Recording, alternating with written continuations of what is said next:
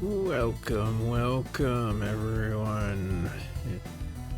Another week of Final Fantasy XVI. Time for another very long recap. Goodness.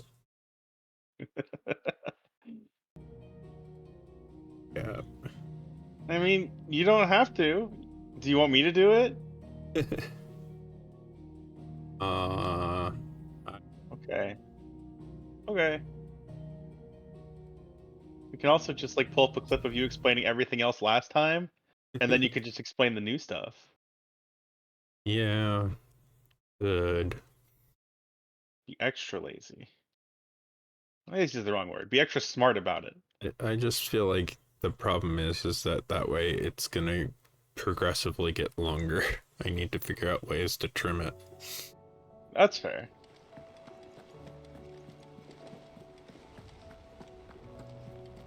Cole said it was an army of Akashi. What will happen to Mid and the others? As Clive, always, we do our recap on the world map here. allow me to educate you. As One a, must like, understand one's place in the world.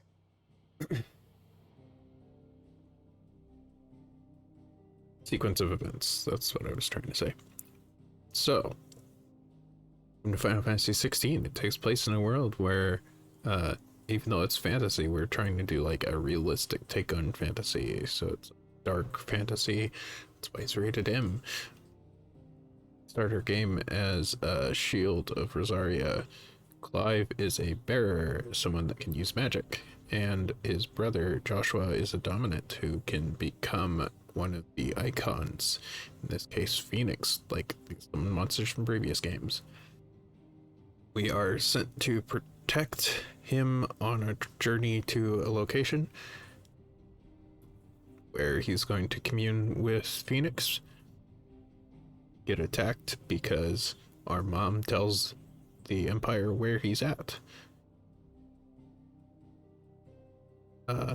In the process of trying to make sure Joshua gets out safely, he is attacked by a second dominant of fire, Ifrit.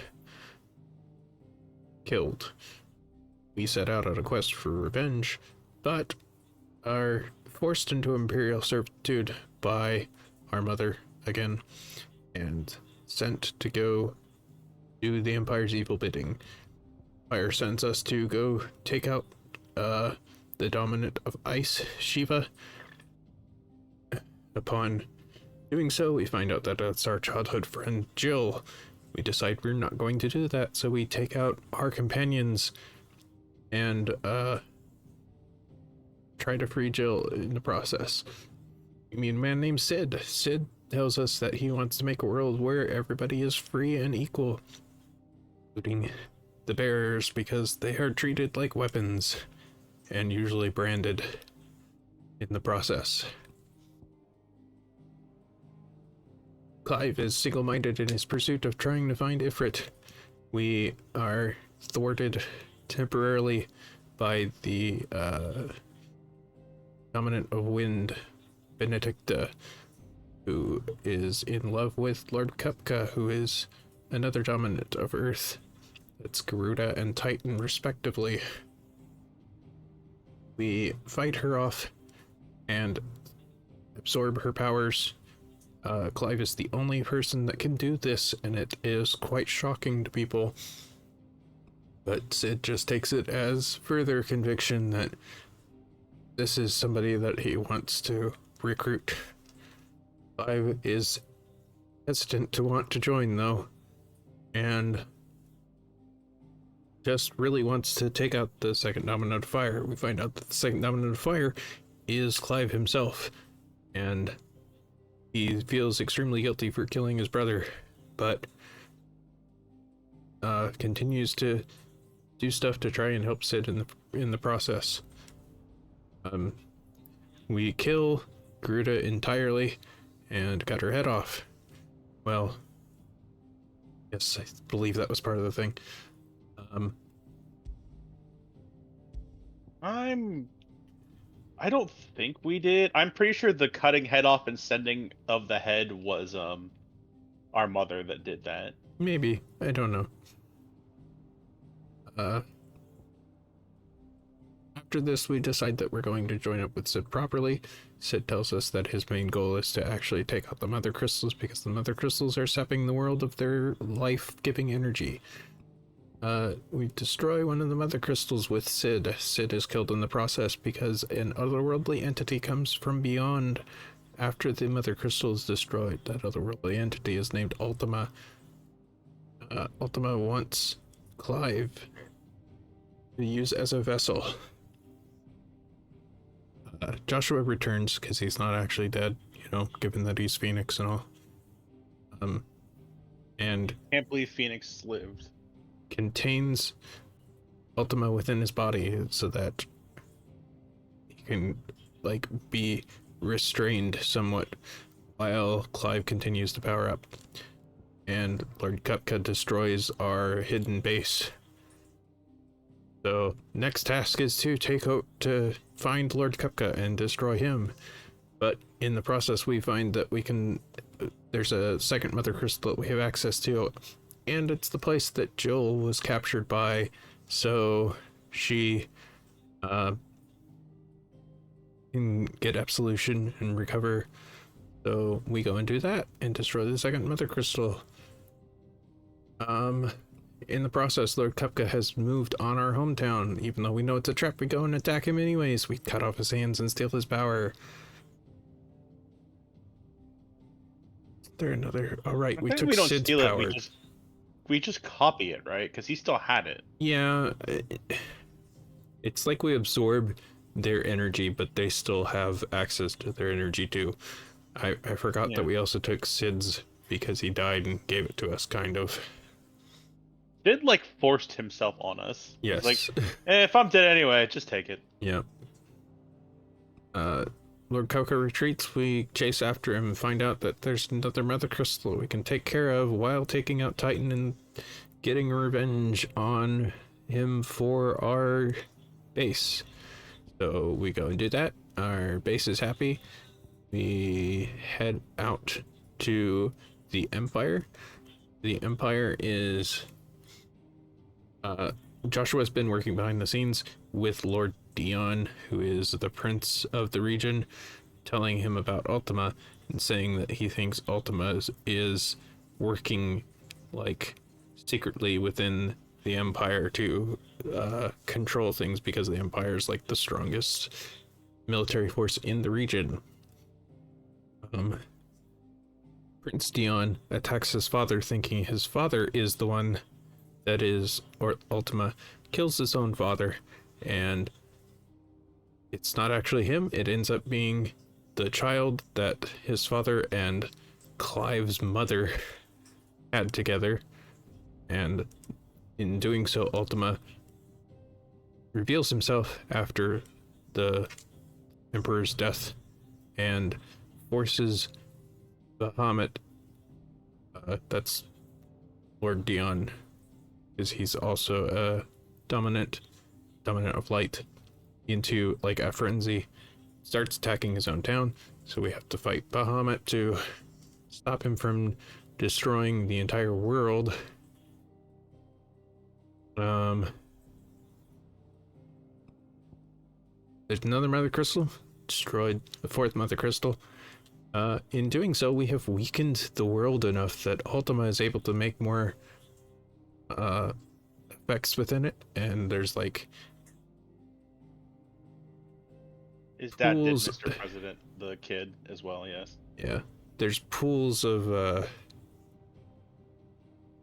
the kid was granted like official power even though he was not of age, but like as soon as he becomes of age he would have it like officially.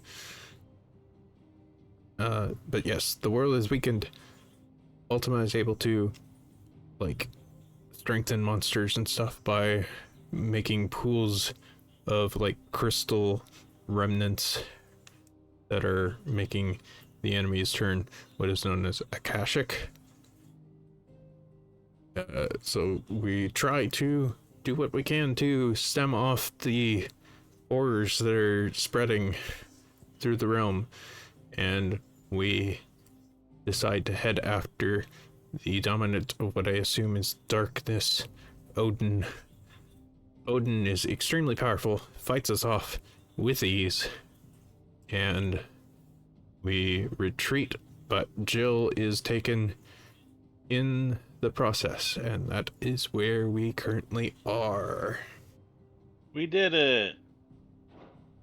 The state of the realm is ever changing. See you next week. Wasn't too bad of a recap Sleeve. for how long there was to cover. Still would like to get it shorter, but doing my best. Good, we got chocobo meters. That's gonna be great. We tried facing Svarog last week. Did not go well. Sure, we will go back and face him at some point. Clive? But if you're here, where the hell is everyone else? Don't tell me. They're all right. But it's a long story. You're out here and he's out there and I'm over here. Where's the caveman?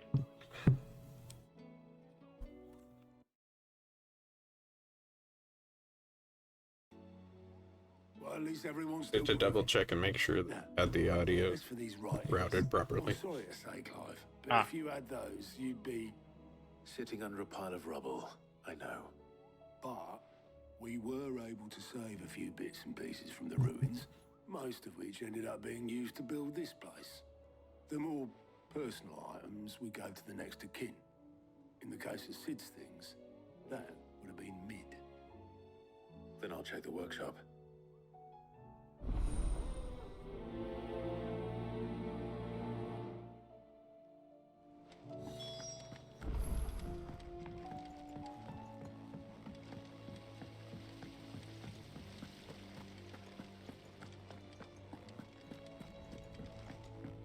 If Amber and the Lazarus are gone, then do you think Mid's ship will ever sail?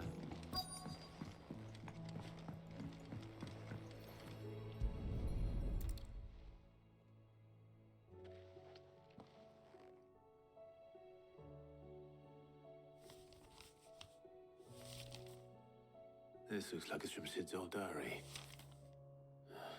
But you'll already have read it. I'd better keep looking.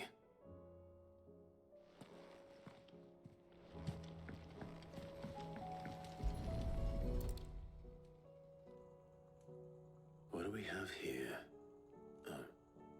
Sid's pipes. Something tells me Mid won't be needing these.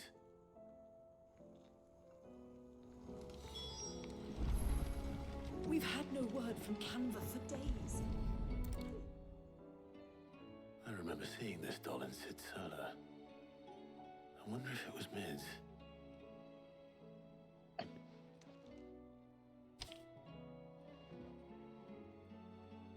Huh. What's this tucked inside it? Open it.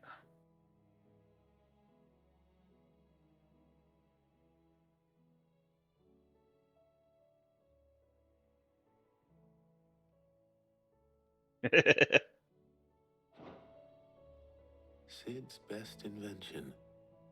Huh. That sounds promising. Left it in the first? We gotta travel to another dimension? So Sid hid something in Mid's first opus. Go get the fucking nerd guy whose name I forgot again. Perhaps Otto might know.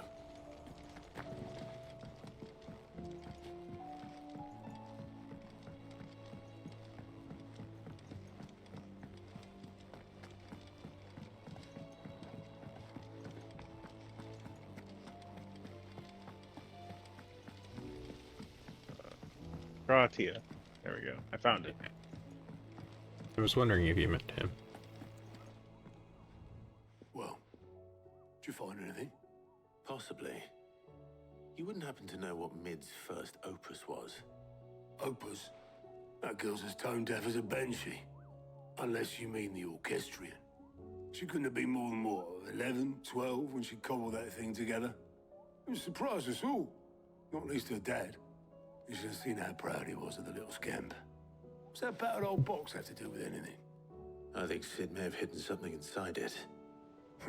Wouldn't surprise me. Those two and their bloody treasure hunts. Half the things in the hideaway were hidden one time or another.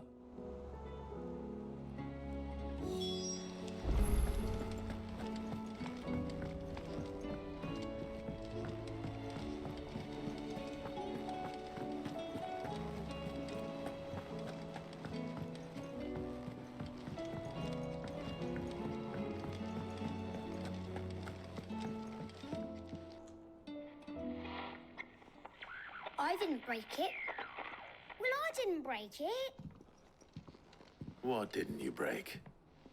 Nothing. We didn't break nothing. We definitely didn't break the orchestrion. What's wrong with it? How you pronounce that It's word? broken. Except when it isn't. Possibly. I've never seen that, like, variation of that word. See?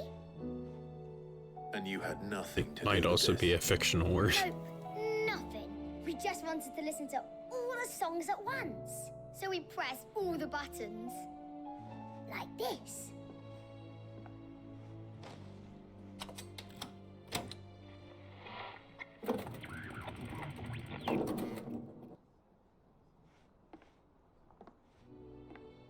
See? All too well. All right, out of the way. Out of the way, I'll punch it harder.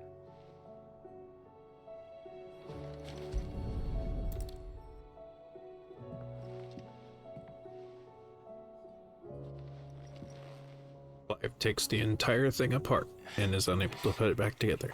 Something caught on one of the gears. Did you break it? Can you fix it? No, I mean, yeah, yes. There. How about now? You fixed it. Sid fixed it. We He debugged more it, than basically. Fixed it. Yeah. New music.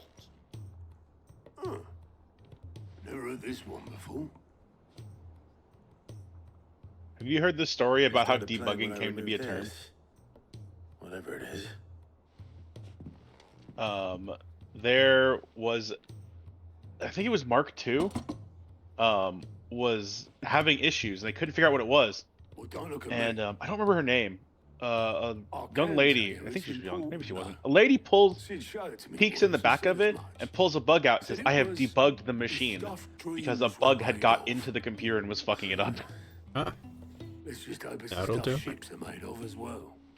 Indeed. Let's see if we can make some dreams come true.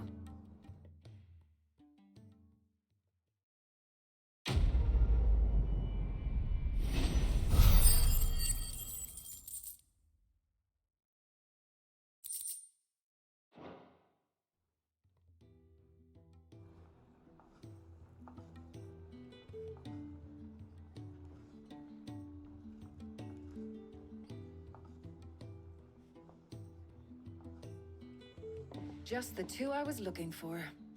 Aye, aye. Who's a patient? Actually, yes. The Crown Prince just left. Dion left. Unless you've another word for stood up and walked off. Yes, left. He did have the decency to leave a message with Obelisk before commandeering one of his dinghies. Should we go after him? No. We're not the Prince's keepers. He's free to do as he sees fit. I'd rather he did so in bed. His wounds are nowhere near healed. Much like yours, I suspect. Otto told me what happened in Canver. What is it with this realm's princes and their aversion to rest? Ask me when I get back. Though I may be sometime. Then at least try to stay safe. And if that fails, try to stay alive, eh?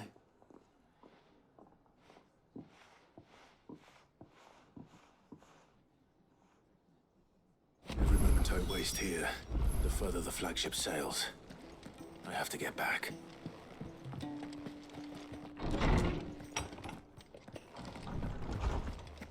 does that waste more time here? Okay. What's that? More My quests? friend.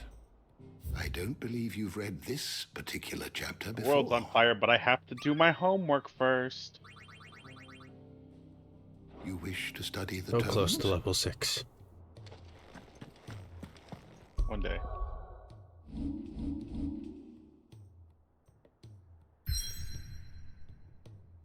Our quest's here.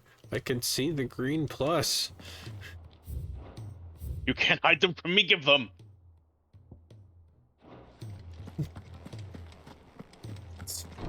Hooray.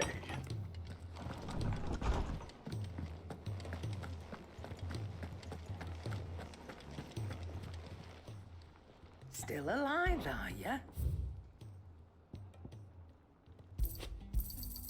It'd better all be here. I feel like that we've already replaced Excalibur. You'll not find a better price than that. You're rubbing me blind, you know. It's just a mystical sword. Who cares? It's been forever since we've upgraded our accessories. Wow. I feel like accessories are more like It'd better all be here. how you. Like, there's less. It's less like stats, right? It's more just like which thing do you want to be If you're slightly gonna buy better. some, a They bit have quick defense about and it. health on them. Huh. You're rubbing me blind, you know. You'll not find a better price than that. You're robbing me blind as we give her all of our money. What do you want?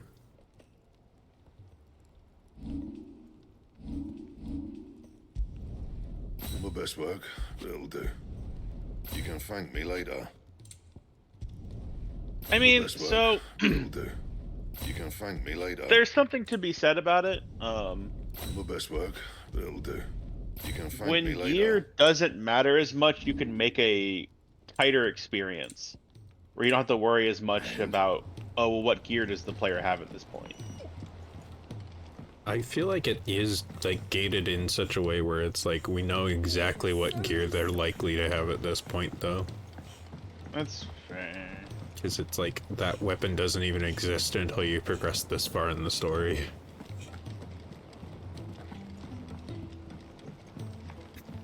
At which point, like, why even bother having gear? Just like, be like, hey, here's your new set of gear for the stuff See? ahead.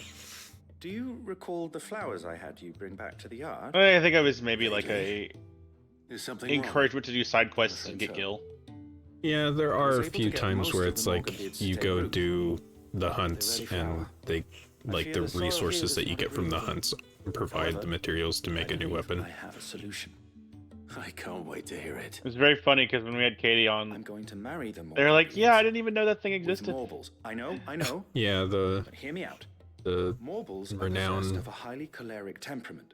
person The fire which drives them appears to be maintained by an abundance of nutrient-rich ether drawn from their environs. I believe that by grafting a Morble vine to a Morganbeard, the appendage's wealth of vigor-inducing nutrients might well stimulate the flower to bloom. The endeavor, I assure you, is scientifically sound. I simply need a vine to prove the theory. Yes, it would be fun if the equipment had we like need different is passives a and stuff, single so there was a vine different reason to use ordinary different weapons Morble. instead of just Yeah, slowly Single vine. upgrading As for number bigger. Morble, I fear it's like that's how ordinary accessories work, may right? not Like they suffice. just like, you know, Yes, here's accessory the that ex- slightly the makes light better. accessories- The most Yeah, the extraordinary accessories specimen are is rumored to haunt the set up swamp to, of like, Rosaria. Why, Mostly notice give concerning this tiny very reductions creature to was only recently cooldown or posted on tiny the hunt increases to damage for How your timely. various I shan't keep you any longer. I know you have icon much to do, abilities. as do Like I. it'd be, I agree, it'd be Where did I cool put if my the watering weapons can? had something like that too. Yeah.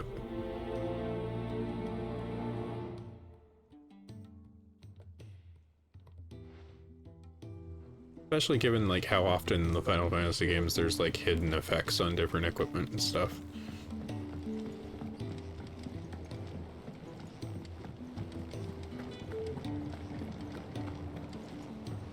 We talked over that cutscene, but it's just a cutscene to make our bag bigger, so so we can carry more potions. Huge loss in storytelling. Sid, heard you were in Canva fetching young Ned.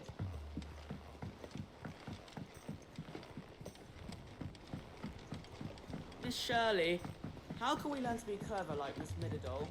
If Amber and the Lazarus are gone, then... Then everyone in Port is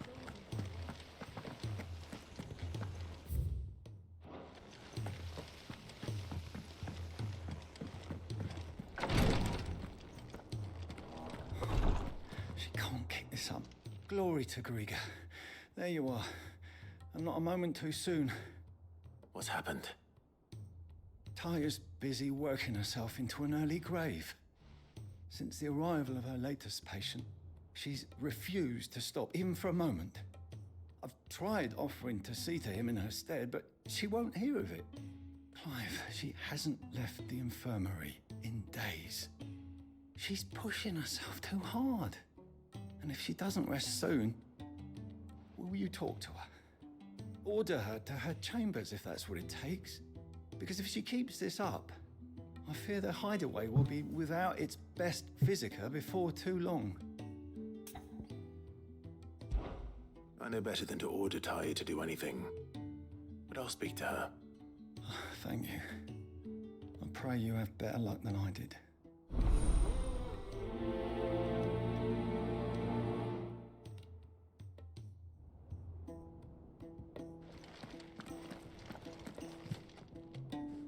Well, Taya, Rodriguez worried about you. And if what he says is true, then so am I. We all admire your dedication, but you do need to rest. I will, when it's time. Until then, I'm staying put. We owe him that much. Who is he? Someone from my past. Someone who doesn't deserve to die alone. It won't be much longer. The crystal's curse has almost finished its work. If I had the tears, I could ease his passing. But without them, we've nothing that will touch the agony of those last few hours. How would tears help this man? Not my tears. Tears of mercy. Alicia. It's the only thing strong enough. You wouldn't, Taya. Surely. There must be something we can do for him. Sometimes an easy death is the greatest kindness we can offer. You do well to remember that, Rodrigue. I will. We have all the ingredients we need for Alicia Balwam. It needs to be fresh, though, so we rarely have much to hand. I can make the draft if you can bring me what we're missing. Just tell me what you need. There is a species of venom-weeping spider that lives in the forests of Norvent, near Lorbert's Pass. Bring me one of their eyes. Preserve it as best you can, but avoid contact with the tears. I'll make sure the other ingredients are ready before you return.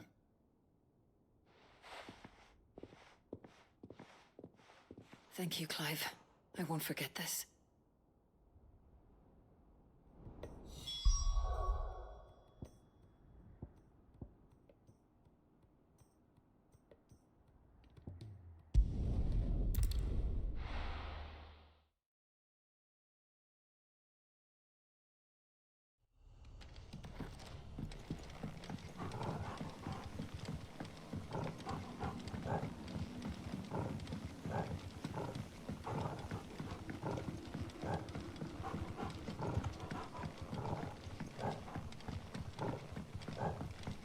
Isn't always a spider eye.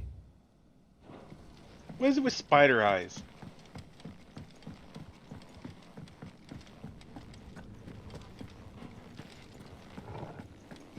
I mean, it's not always spider eyes. Dragon eyes are also...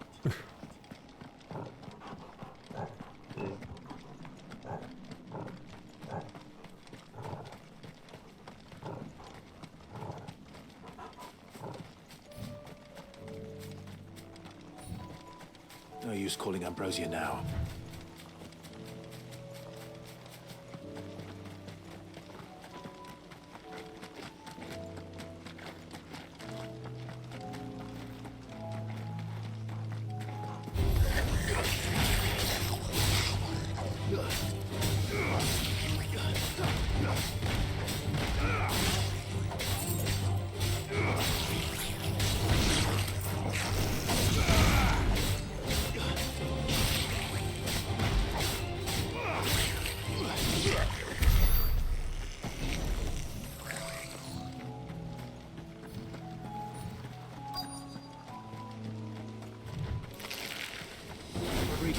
imagined his spiders would be the size of curls. Are you really surprised, Clive? Like, all the spiders in this game are huge. Like, you shouldn't be expecting tiny spiders. I can't believe the spider we have to fight isn't just tiny and I can just step on it and then get the eyeball. I brought my tweezers for this and everything, but they're huge. My tweezers are too small.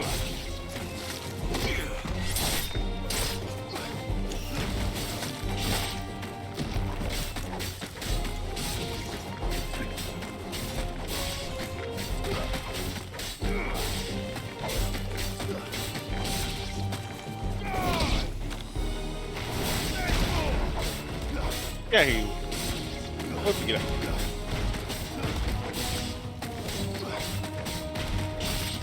Cats are growling at each other.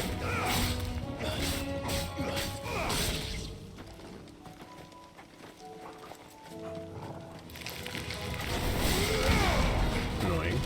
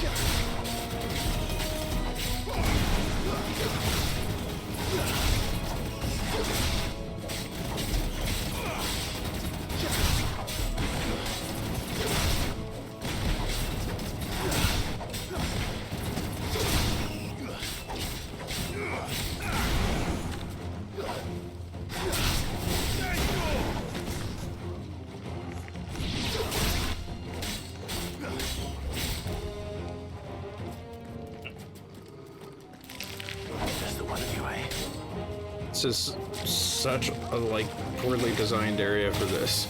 This is annoying. I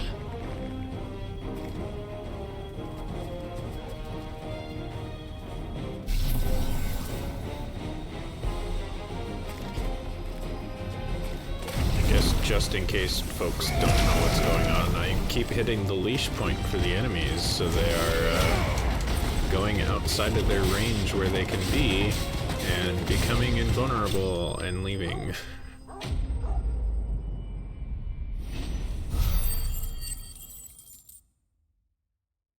Big jerk spiders.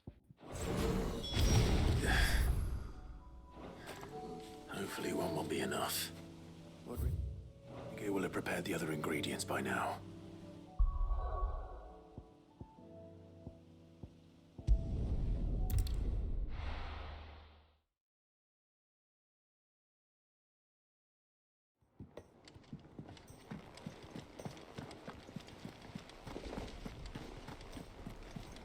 Cole said it was an army of Akashi. What will happen to Mid and the others?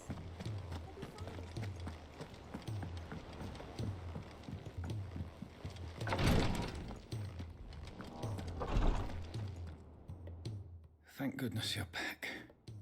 Taya looks like she's about to collapse. Is this what you needed?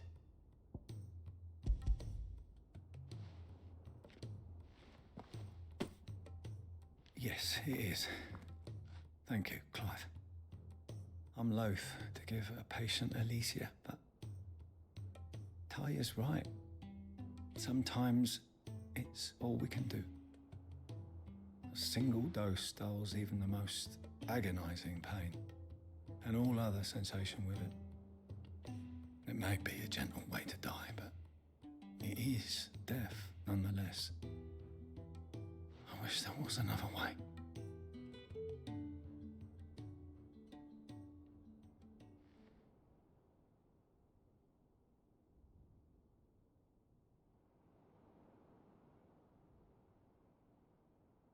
How are you feeling?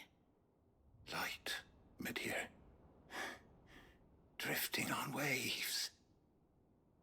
Good. Just relax. Let the waves carry you to a better place. Thank you, Taya. I'm so proud of you.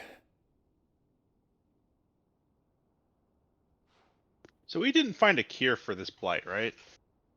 No. Okay. For some reason I thought we did. No. As far as I'm aware, there is Probably- no cure because, like, they're literally consuming all the aether from their own bodies.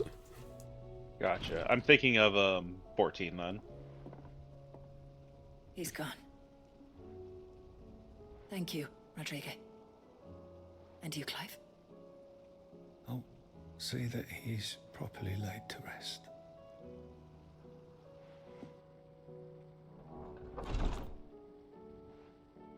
The man you helped today was my mentor, back in the Southern Isles, on the front lines of some meaningless war. I was still a child when they shipped me to their triage tents, to treat the wounded with my gift. But in such blighted lands, I was next to useless. Until he taught me the true physicker's art, that is. An art we would be lost without. Tears of mercy were his gift to the bearers of the world. A respite from the agony of the curse's end. And a kindness Sid would have approved of. You know as well as I what life is like for a bearer soldier. Marched from one battle to the next, never knowing which might be your last. A commander may care nothing for the bearer spent in his service. But my mentor's gift gave the dying one fleeting moment of tranquility before the end. I've no tears left, Clive. I've seen too many of my friends taken. Something needs to change. And we need to be the ones to change it. And we will. I promise. I hope so.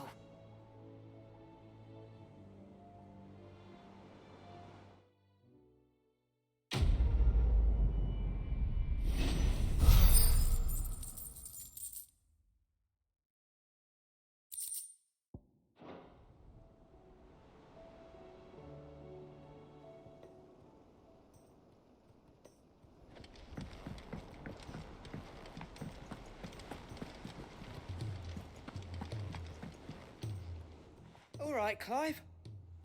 Blackthorn told me you helped him out again. Tough of that. Speaking of which, I'm actually a bit, Worried about him. And you want my advice. afraid so. It's a bit of a funny one, this, but I saved this posh knob while I was out on a mission, and he gave me this flashy ring to say thank you. So, obviously, I show it to Blackthorn, thinking he'll be impressed, only for him to go white as a sheet and quiet as a curl instead. Try as I might, I can't for the life of me work out what could have got him upset like that. And seeing as how Blackthorn opens up when you're around, I thought maybe... I'd speak to him again. Well, I suppose there's no point leaving him to stew. Cheers, Clive. I'll be sure to pay him a visit as soon as I have a moment. All right, I'll meet you by the forge then. You come along when you're ready.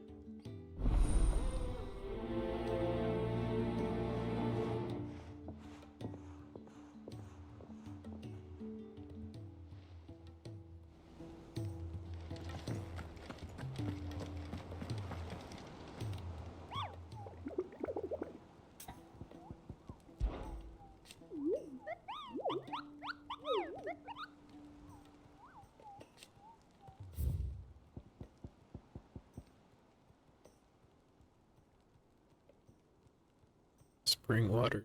Sorry, yeah.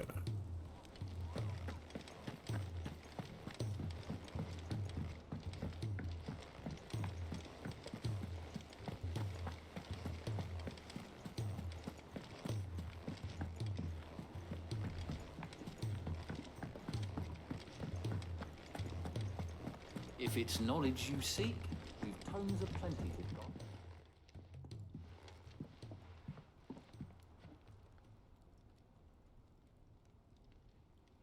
Bloody hell, Clive. Not this again. Ain't you got better things to do with your time? That remains to be seen. No. August tells me he showed you a ring, and that the sight of it clearly upset you. Would you mind telling us why? Come on, mate. Bottling it up ain't gonna help no one. If it weren't the ring, and it was something I said, then I'm sorry. It was the ring, right? It brought back some unhappy memories, that's all. Memories better left forgotten. Memories of what? There are things we'd all rather leave behind, Blackthorn. But sometimes it helps to talk about them. And sometimes it doesn't. Is that so hard to understand? Don't be like that. Fine. If it'll get you off my back. That ring he flashed was the work of Zoltan. We apprenticed together, back in the day. You've never mentioned him before. Why would I? Ain't seen him in decades, and the last time I did, we almost came to blows. The ring brought it all back. I could tell it was one of his the moment I saw it. Bastard's improved, though. More than I thought possible. That thing's a work of art. So it was a nice ring. Worth a few gil, maybe. What's it matter to you? It matters because engraving metal's a nightmare, and I've got no bloody idea how he managed it. The fact is, I couldn't make anything even half that detailed. So what? You're an armorer, not a jeweler. I'm the Hideaway's master craftsman. I'm not stealing a living at some backwater village forge. My armor keeps you lot safe, and my swords keep you dangerous. As far as I'm concerned, every swing of my hammer's another blow struck in the name of our cause. So I put my heart and soul into my work. Because the curse breakers deserve better than second best. And I refuse to be shown up by the likes of Zoltan. Very well. Why don't we go and pay him a visit? I kind of feel this, though. His secret. I doubt he'd be too happy to see me. Then just this once. Make peace with being second best. Swallow your pride and focus all your energies on the task at hand. Keeping the curse breakers armed and armored. Provided you can do that, you'll hear no complaints from me. But if you can't, and it's going to distract you, we need to do something about it. What'd you say, Blackthorn? You know he's right. And it's not like you'll be going alone. All right.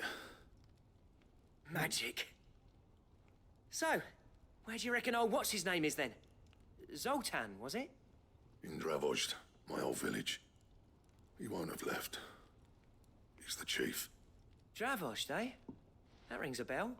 Not far from Tabor, right? Just north of the fields of Carava. Got that, Clive? Meet us at Dravozd as soon as you can, yeah? And I'll make sure Blackthorn don't get cold feet. Good luck with that. I'll see you there.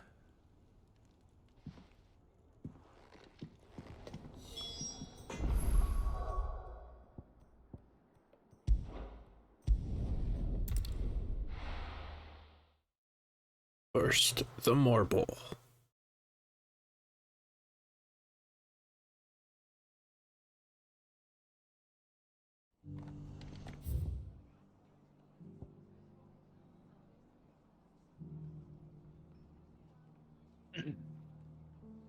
My head wants to say that it's not that hard to engrave metal, but also, like, we have, like, machines to do it? I don't think they do. No. It's like, I'm actually wearing an engraved ring, and I'm like, it wasn't that expensive, so I imagine it's not hard, but... I believe nowadays they, like, make stamps and stuff for it, so that you just kind of, like, stamp it into the metal while it's still hot. But back then, they would have had to, like, engrave it by hand with, like, a chisel and hammer. Yeah, that sounds right.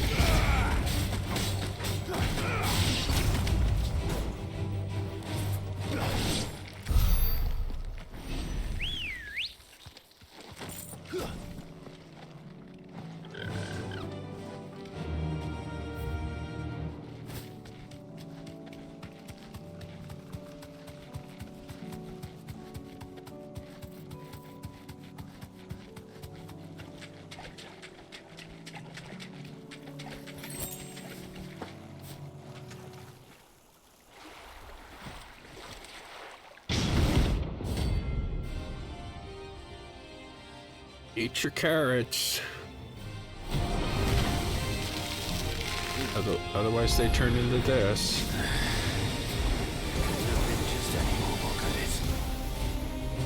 Right then.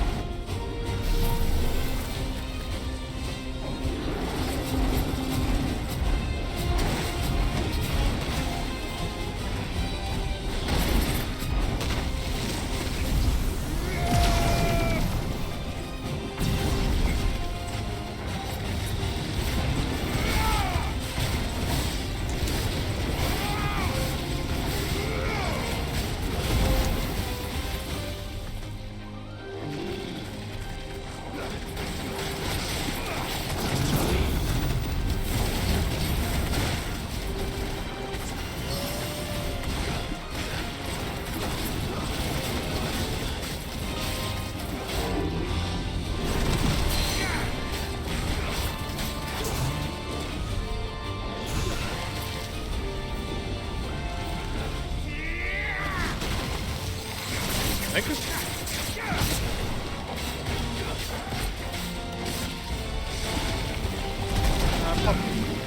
That's the first time I can think of where Clive struggled to yank the monster down with that attack. No, there's been other times. Okay. Even to that degree? Yeah. I don't know why I don't remember it. Like, it's usually anytime there's a really big monster. This is the first time like I mentally acknowledged it.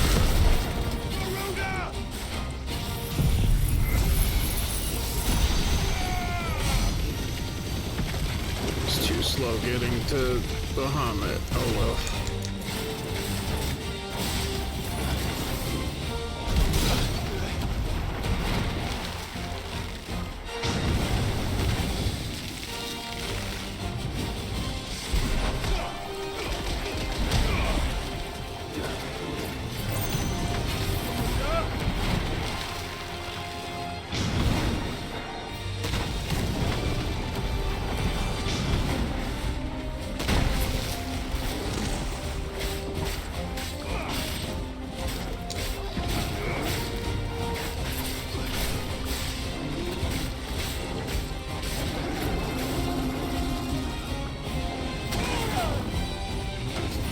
Hesitated just a little too long on that.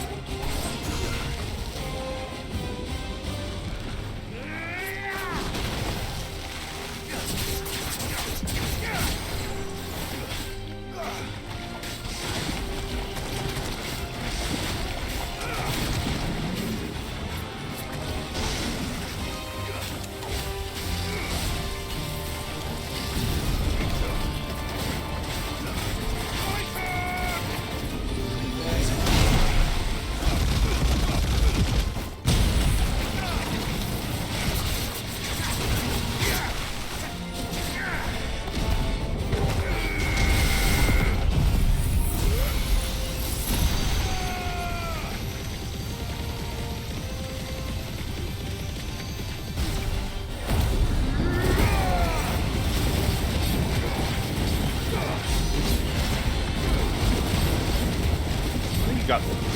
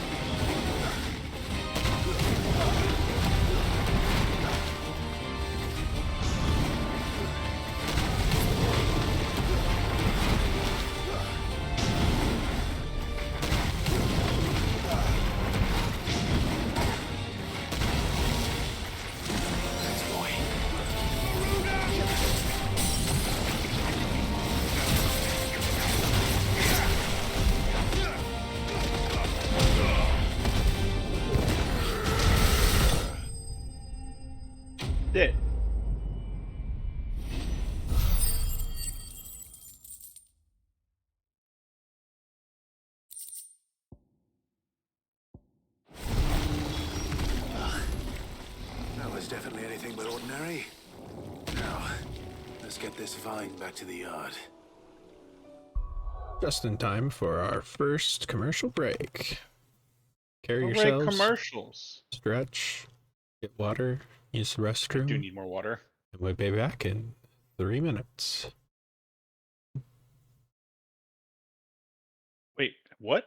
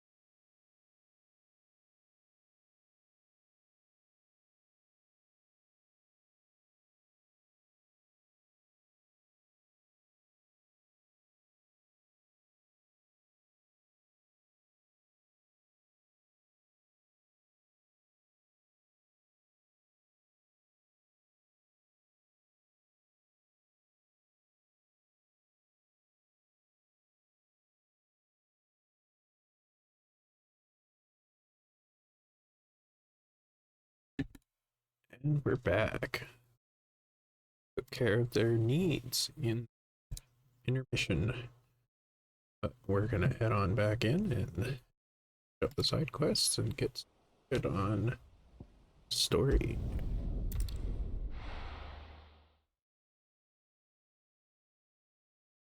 Like we're breezing along at a good pace today.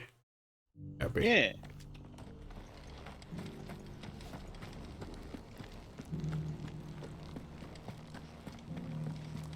You have my thanks. Without your medicines and your wisdom, Popping here, we're going out. Silly me.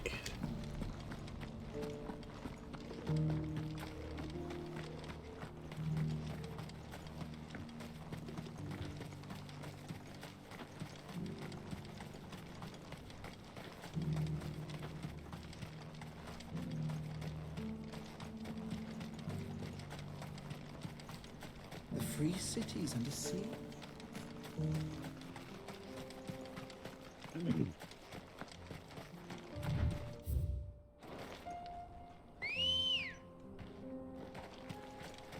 Let's go.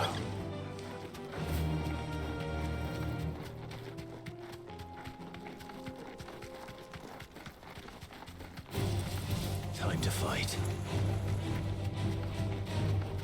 Five says, riding on a chocobo past all the encounters.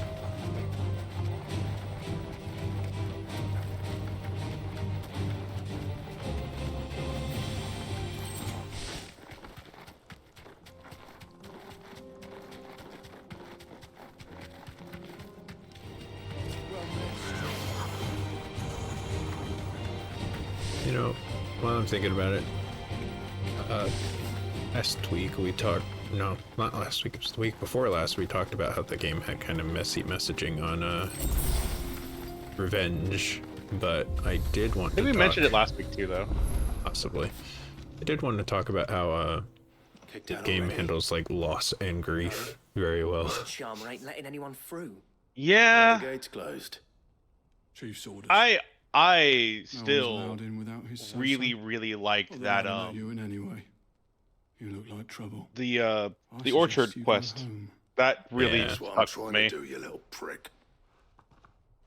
That one was Chose to good, be out of and you, Snotty. the one that we just No. dealt with was good. And It isn't. reason why I Blackthorn. rushed doing that one It's instead honestly, of eh? collecting all the quests What first. are you doing here? Yeah. Well, it was meant to be a surprise, but since you are so nicely, I'm here to see Zoltan, you fucking numbskull. Now let us through. All right. Just Wow. don't go starting anything with the chief. I Alright, I'm here to promise I won't punch throw the first dudes. Punch. That good enough for you?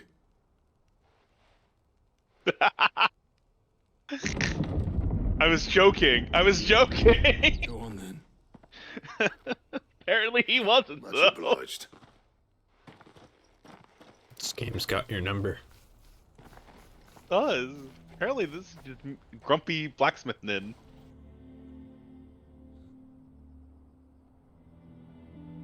Clearly he's not getting enough time in with fishing, that's the problem.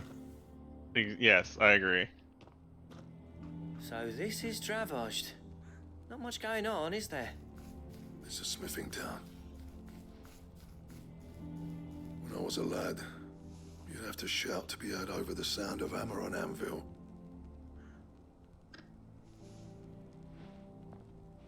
Clive, you're good with people. You speak to Zoltan. So the fishing minigame in 15 was a big enough fishing minigame that it's for 2 games. Me and the chief. But if someone can build me a bridge, then I'll cross it. Not only did 15 have a fishing minigame, but they made a fishing see what I can 15 game. I appreciate it. Yeah, I'll be near the the forge on the hill. It fishing was our master's. side game is VR though. Forge on the hill. I still want to play it. Good luck. We have PlayStation VR to play it. Yeah, that's why I'm not. I really wish they would just release it on PC, because like there's PC VR too. Just I would buy it. I would buy it in a heartbeat. Surprising, probably nobody that can hear my voice right now. In a heartbeat, I would buy it. Day one purchase. Mama, we are fishing with the king of fishing.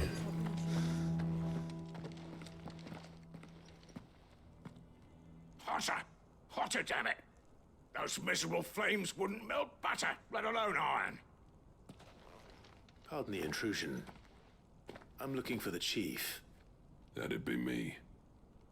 It's a pleasure to meet you. I'll bet it is. Keep the gates closed, I tell him. Well done, Snotty. You're not welcome here. Get out. Before things turn nasty. Blackthorn's here. What did you say? He's traveled a long way to see you. Yes, has he? He's waiting. Down by the gates. Then I suggest you take him with you when you leave. Didn't you apprentice together? So what if we did? Fuck! We're getting nowhere! These bearers' flames are next to bloody useless! We're never going to be able to fire up the forges unless we can find some new crystals. I'm a busy man, as you can see, so do me a favor and piss off. Oh, and if you're struggling to find your way out, ask Blackthorn. That prick knows exactly where the exit is. He's not wanted here. And neither are you. All right. I have big flames. I'm going. Wait, no, come on, Clive. Be smart here. Clive, you have big flame. You can turn your body into a flame. Come on. You can help here. Don't be stupid. You know, I'm uncomfortable with the fact that they're using bearers to light the fire in the first place. Yeah. Zoltan told you to piss off. As a personal favor to him, yes.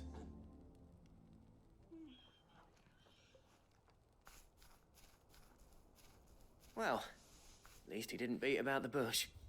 There'll be no talking him round. Not after what I did.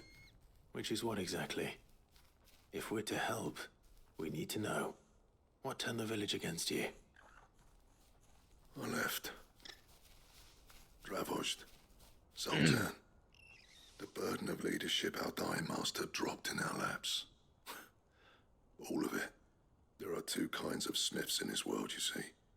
My kind, who are in it for the love of the craft, who labour on a single piece from dawn to dusk to get it just right. And the other kind, who are in it for different reasons. People like Zoltan, whose work is quick and cheap. The kind of smiths who shit out a few hundred blades, reap the profit, and divvy it out among themselves. There wasn't a single day we weren't at each other's throats. And bit by bit, people started taking sides. You would have torn Dravost in half had it gone on. So, I left. You didn't have to do that. Zoltan's a better chief than I would have been. His way of doing things kept food on people's tables. Dravost prospered without me and my lofty ideals getting in the road. Until the crystals run out at any rate. Without magic to fire the furnaces, this place is as good as dead. It depends on how you look at it, though. There's got to be other ways of making fire. We manage it in the Deadlands. Thanks to Sid's ingenuity, yeah. He saw all of this coming. Knew crystals were the problem, not the solution. And spent years coming up with ways of doing without. You know what I mean, though, right? Where there's a will, there's a way. What I'm trying to say is that it's not your fault. You couldn't have predicted this. It doesn't matter whose fault it is. I don't want to be the greatest smith alive just because I happen to be the last. Clive.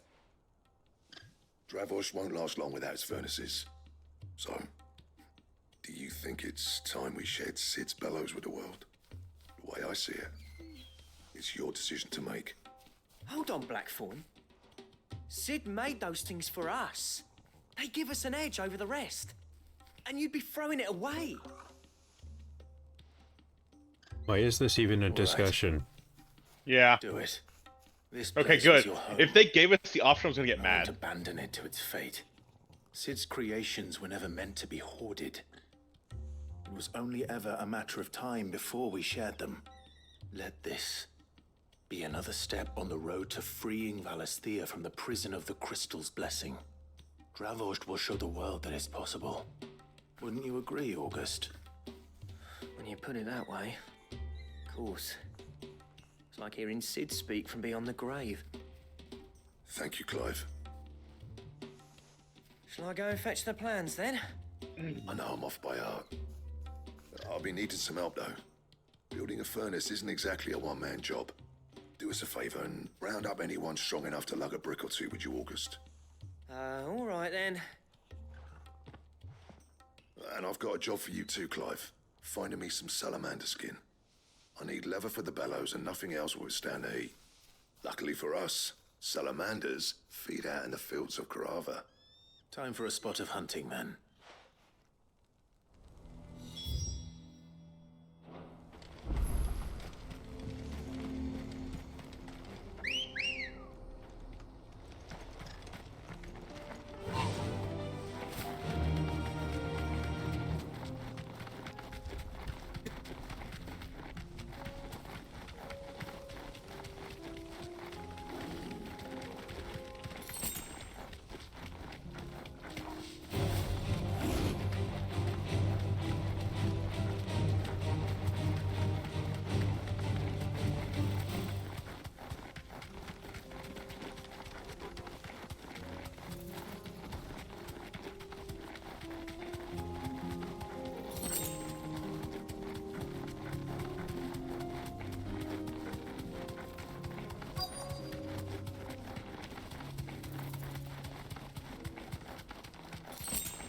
Let's make this quick, shall we? Straight home now.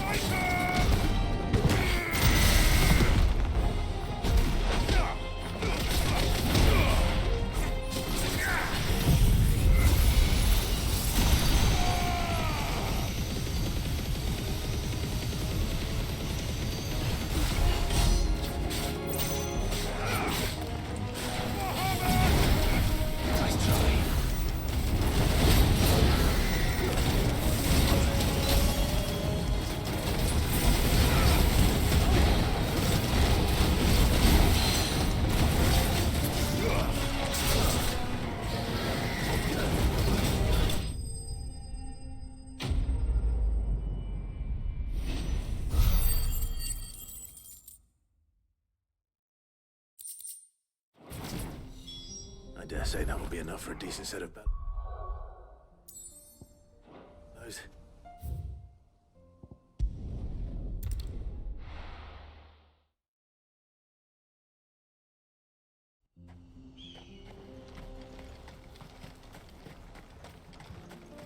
What's this all about then? Don't know. Some... Any trouble finding the skin? Nothing I couldn't handle.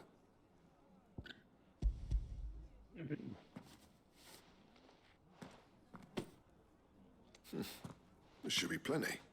Right then, time to put these louds to work. If everyone pulls their weight, we'll be finished in no time.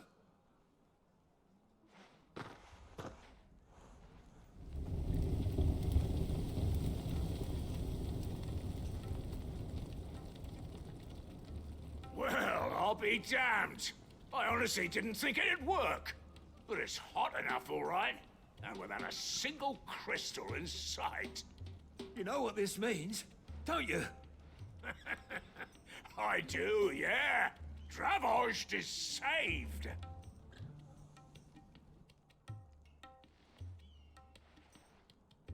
Sorry about earlier.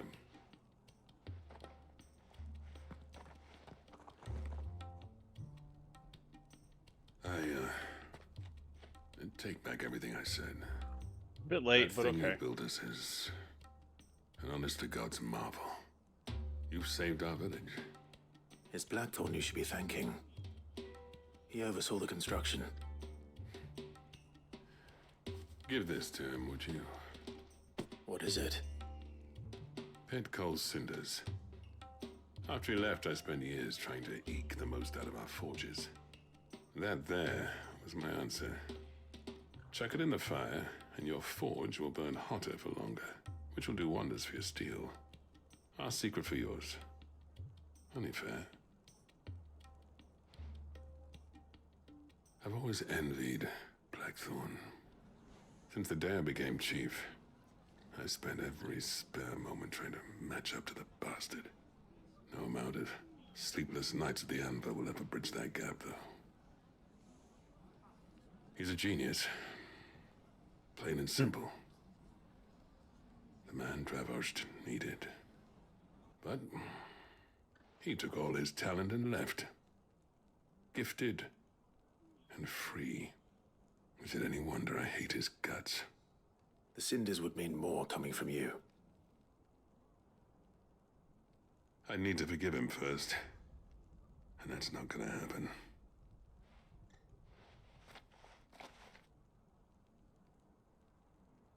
Well, you know what they say. Oriflamme weren't built in a day and all that. These things take time. Especially when they involve two geezers who hold grudges tighter than their hammers. But what matters is, Blackthorn's got that twinkle back in his eye. And I'd call that a job well done. So would I. I reckon he's going to be at it a while yet, though, so why don't you head off without us? I'll see that the old git gets home safe and sound. See that you both do. I'll save the cinders till then. All right. It'll be a nice little surprise for him.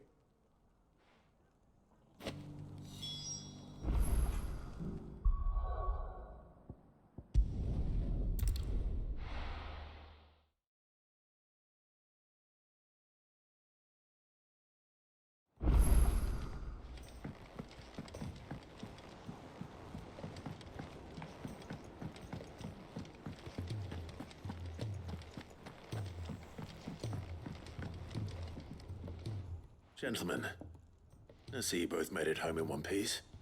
Yeah, well, we didn't want to outstay our welcome. The whole village turned out for a go on the bellows after you left. Everyone except Zoltan has. Didn't see hide nor hair of him. Oh, but that reminds me. I have something for you.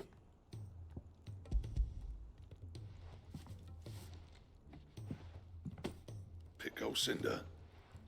How'd you come by this?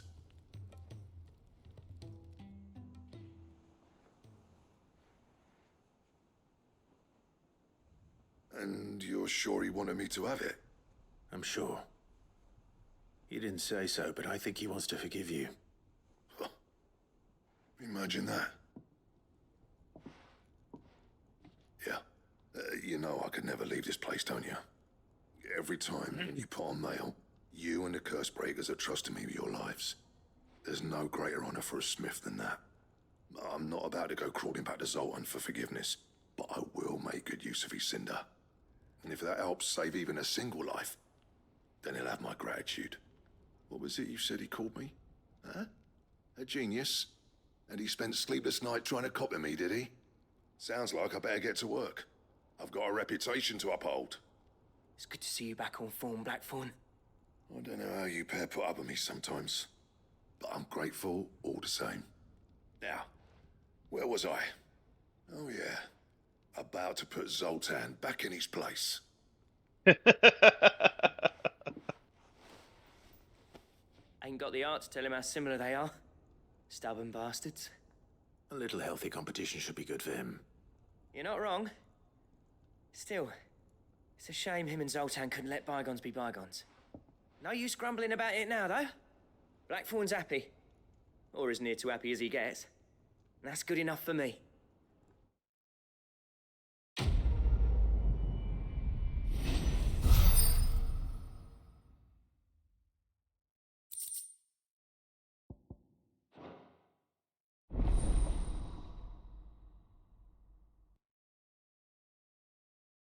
Ouroboros recipes. Ooh.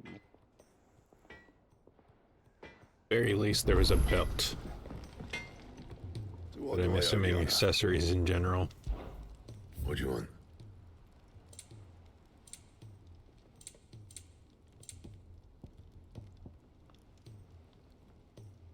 Tongue and comet feather. Stained loincloth.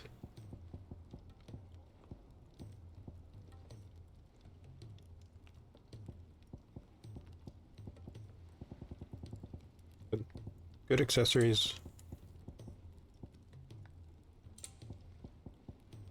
Really good accessories. Oh yeah. Well, equipment, I guess.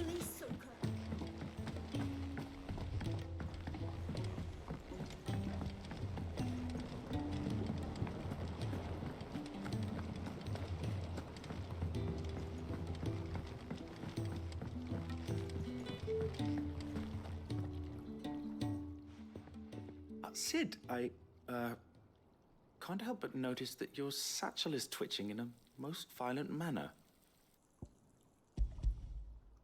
Yeah. It's your problem now. What an amazing specimen. The flesh positively throbs with vitality. If I can successfully graft this to the Morganbeards... Crazy. When Yeah, I he could have successfully phrased graft that this to a the little Morganbeards, bit better. I suspect the results will be immediate. I shall begin at once.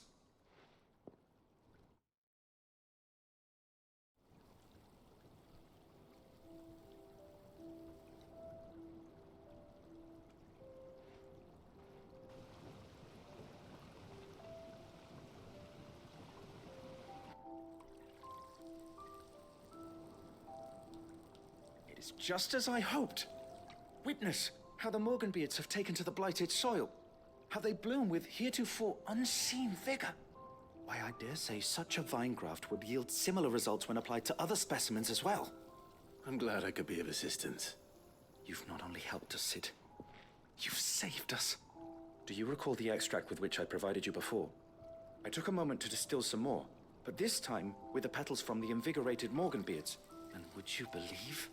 Its potency has nearly doubled. You must accept this vial as thanks for your assistance. The rest, I shall give to Taya.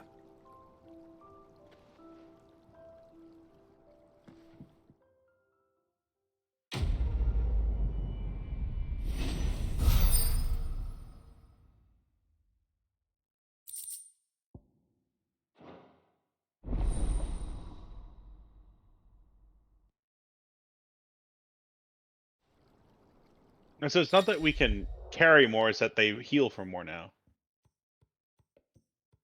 Okay, cool. Yeah. Yeah. Thought it was carry more too, but I guess it is just increased potency. I mean, that works because your high potion only heal like half your bar now, right? So it heals most of the bar. It's more for potions to make them more useful, I think, because I can carry more of them and haven't really been using them as often. Okay. Clive. Coin purse weighing you down?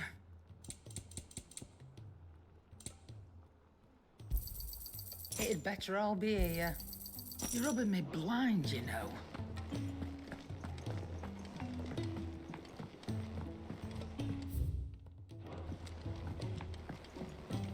Gotta check the side quest guide, check the mark board again, because I at least have the chocobo, if not more, because of the Ouroboros items.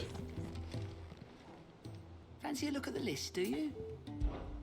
Anything catch your eye? Think you can help? There's side quest here.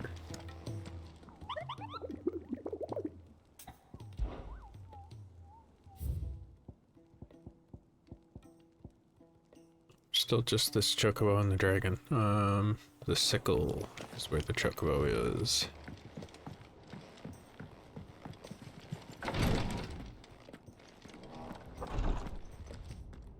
Clive, I wanted to give you something for the kindness you showed my mentor. What's this? A chest of all the medicines you're ever likely to need. Seeing as you're so reluctant to come to the infirmary, I thought you might as well take a part of the infirmary with you. I'm sure it will be very helpful indeed. And Taya, try not to work too hard. And work Rodrigue all the harder, you mean? He's a quick study, but he's got a long way to go yet. I'll take that particular piece of advice when you heed it yourself, thank you very much. Besides, who else is going to see that your brother takes his medicine? Who indeed? I like that. I'll take that advice when you take it too. That's very snarky and a very good line.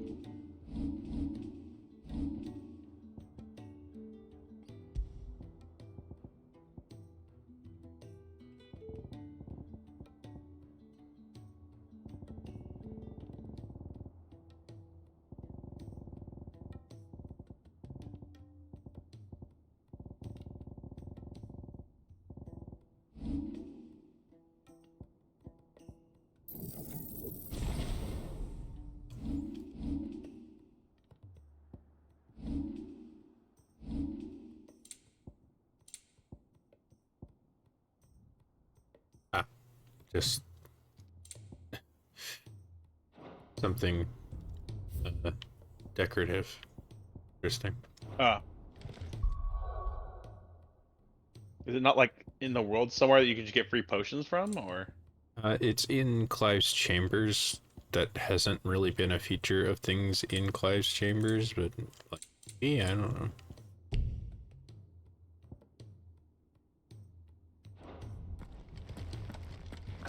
curious about getting these lion things, seeing what they're like to use, because it seems like might just be a thing that just makes combat kind of faster, which, sure, why not?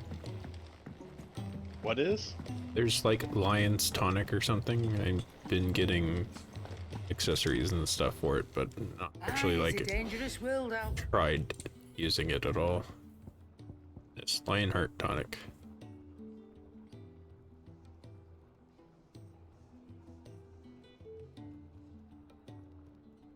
Oh, that's neat. That's like, hey, are you struggling with a boss like a lot? Here's a thing to basically like make it give you a continue.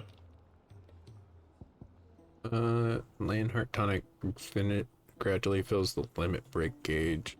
I feel like that's gonna be just start using some strength tonics, I guess. Or I could equip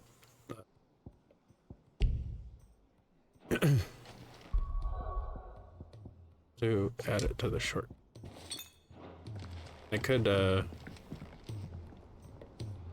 elixirs to my rotation of healing stuff.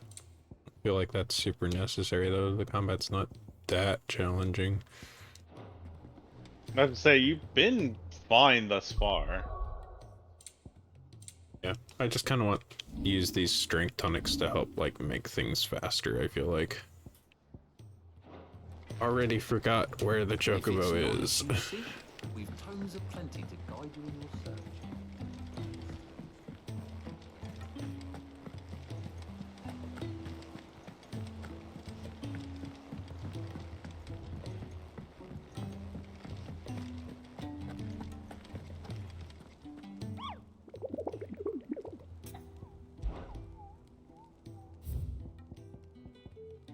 Sickle.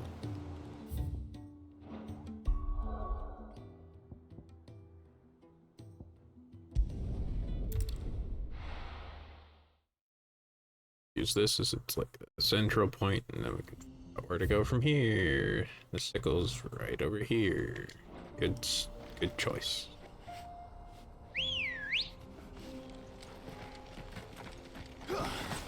Come on. Run like the wind.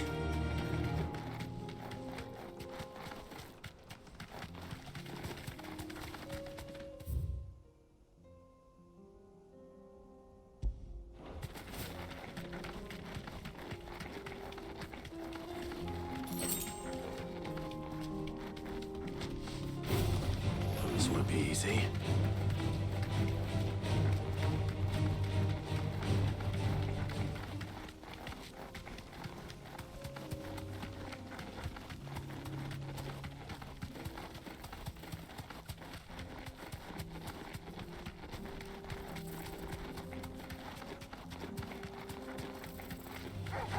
All right.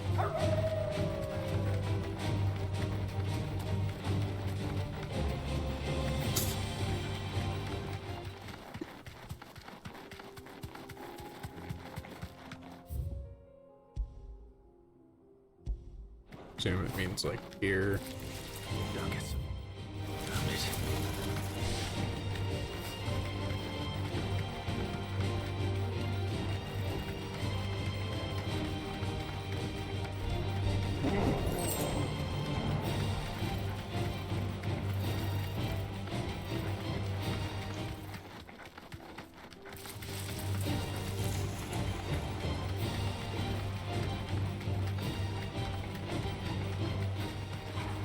All right.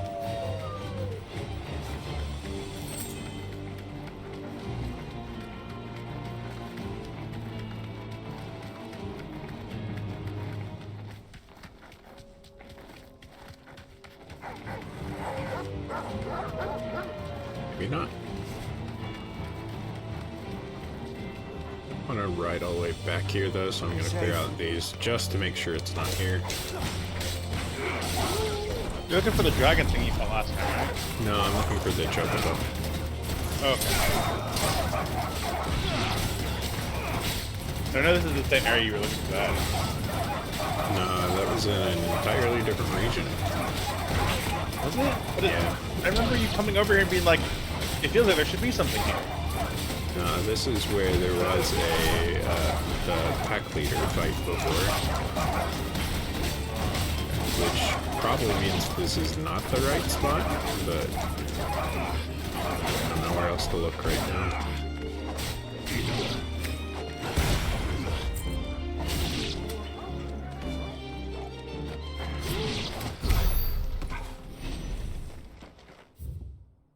So, this might checking, but I see that it's promising. Fly, Ambrosia.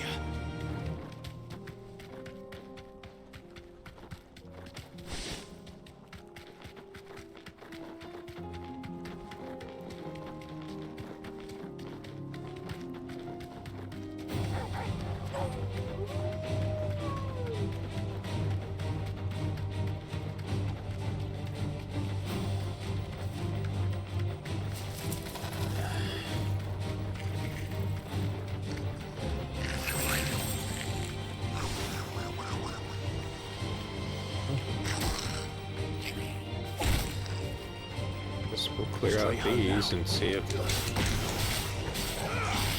Again, there hasn't been a thing so far where we've had to clear the area and then the thing shows up, but...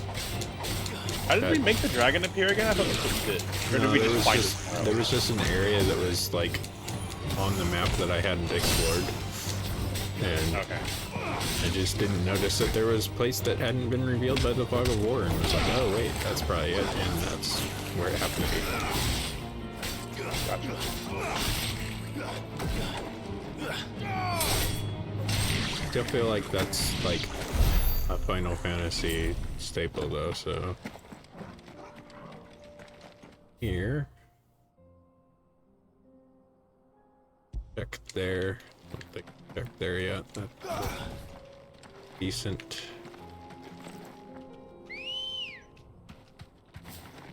Come on. Yeah.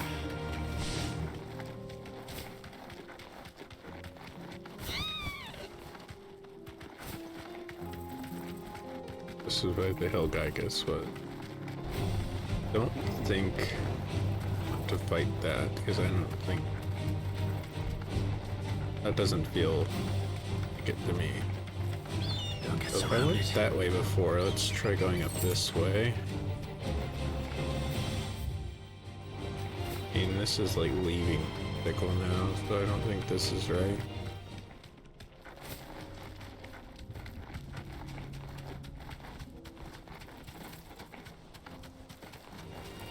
Enough of you, are there?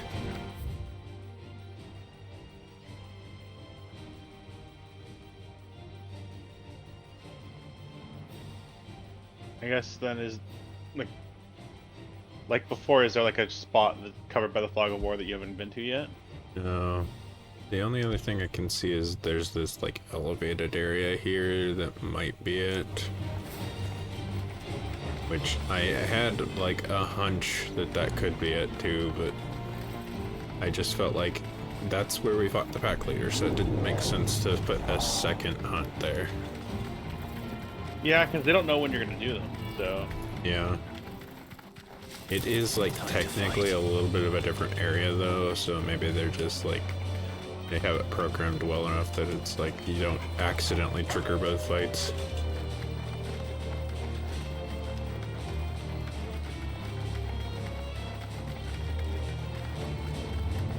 It would just be like you would come here and fight the pack leader and then go up and find the chocobo. If that is in fact what it is. Thanks, girl. As the pack leader comes down.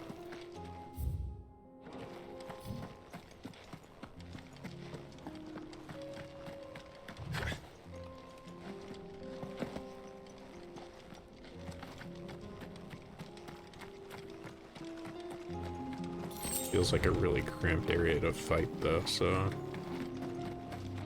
Oh, there's a chest here that I never opened.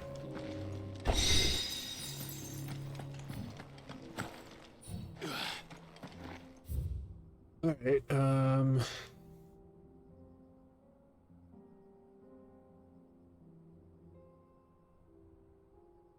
guess we can check way down here, but this doesn't feel like the sickle anymore. I just don't know where else to look. Ready, go?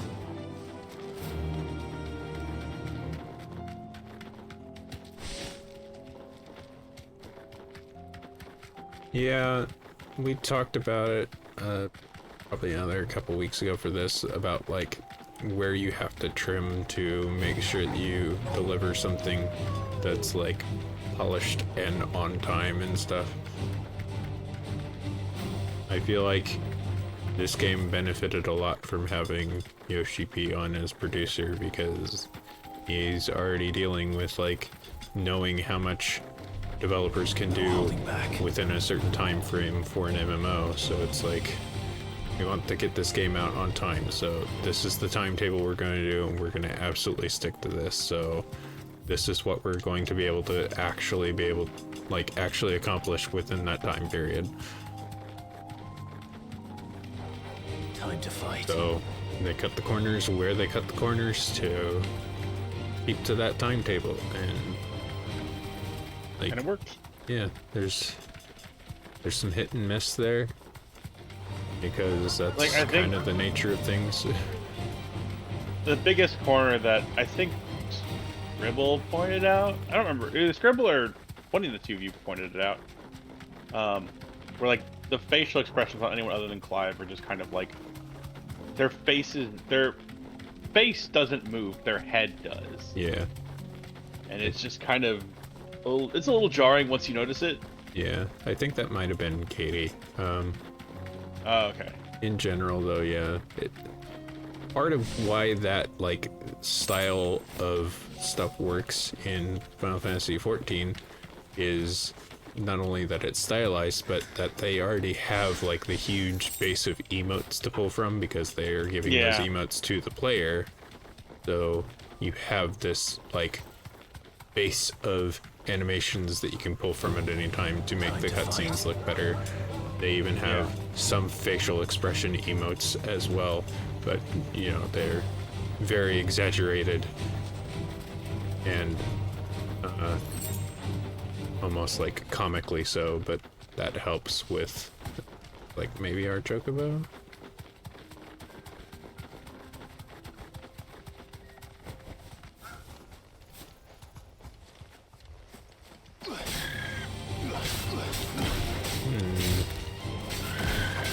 Not our Chocobo, but again,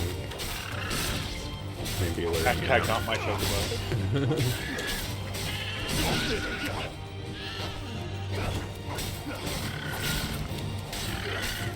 I should have read the description. Maybe it had something about like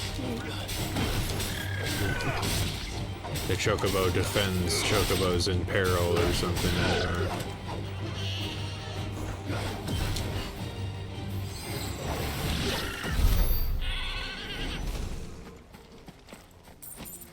No.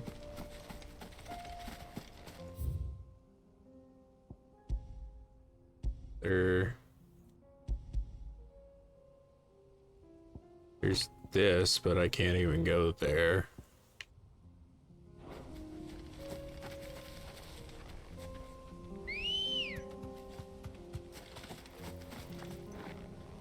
Come on. Yeah.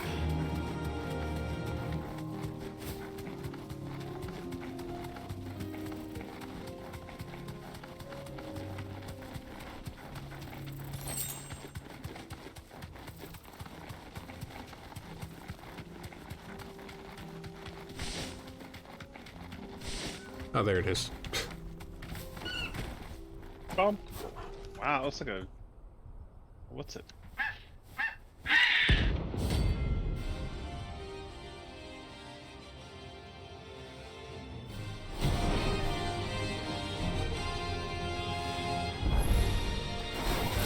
Chocobo I've ever seen. Something tells me it won't be easily broken.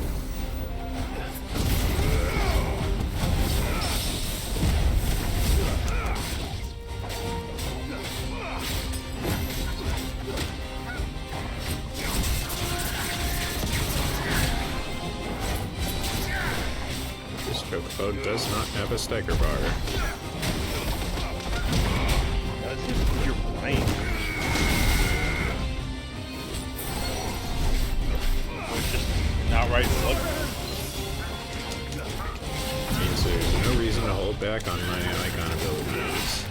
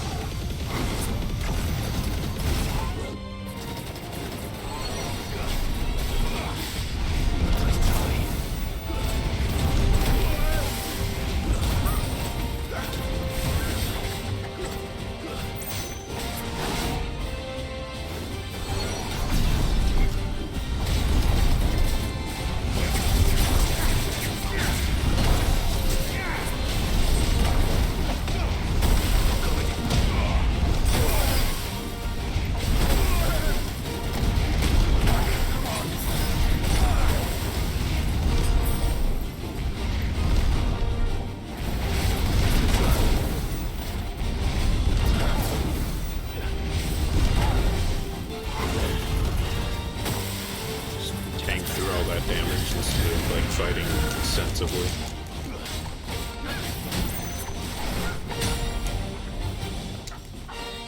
Let's fight sensibly when you can punk.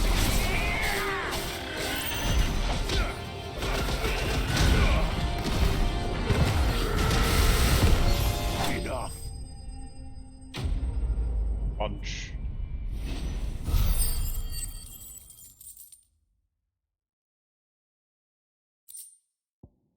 Yeah, I much prefer the fights with stagger. There was nothing I could do.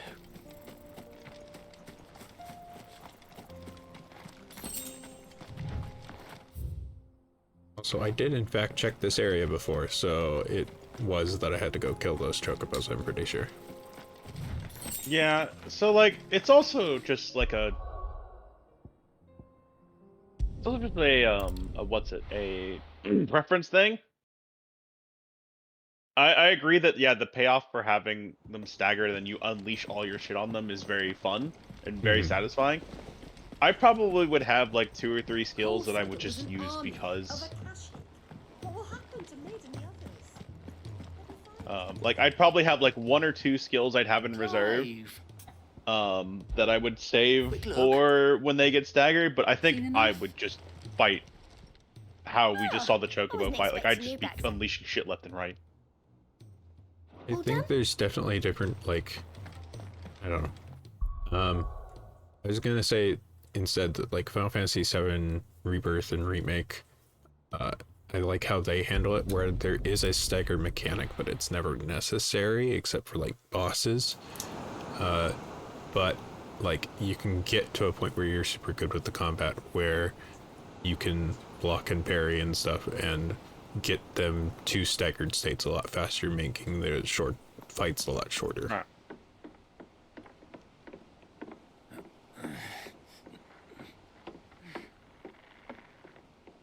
Like this is close to that, it's just that the balance is just slightly off.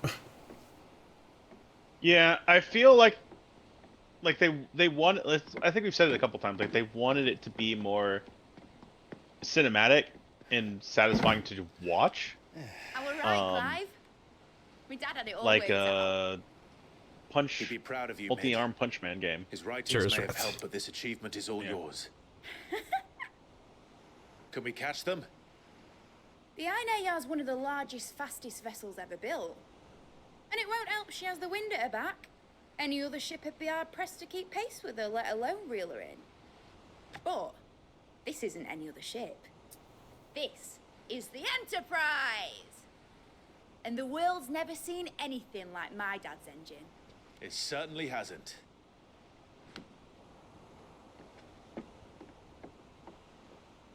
Clive, what do you know of Barnabas Thumb? Only what the bards sing. That he sailed to Ash from southern lands. That it was his mastery of the blade which won him the throne.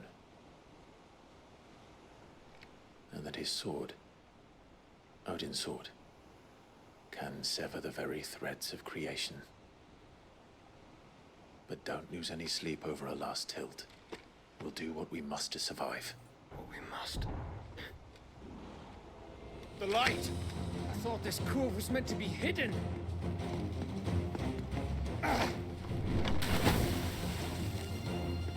Mid! Company!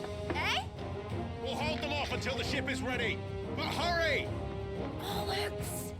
All hands! Man your stations! Didn't Uncle stay with you?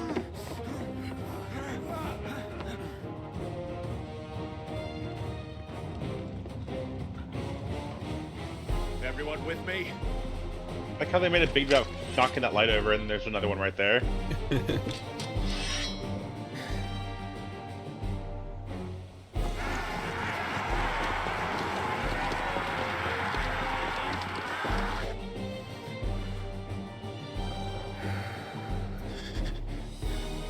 Here they come.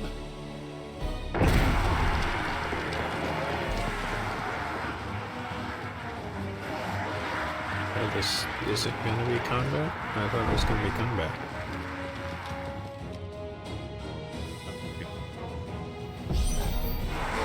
Mid needs every moment we can give her. Behind me, Lord Rosfield. I'll take care of these fuckers. Behind you? I'll have you know earth-breaking here. One struck fear into the heart of every man in the business. Hopefully she just hide.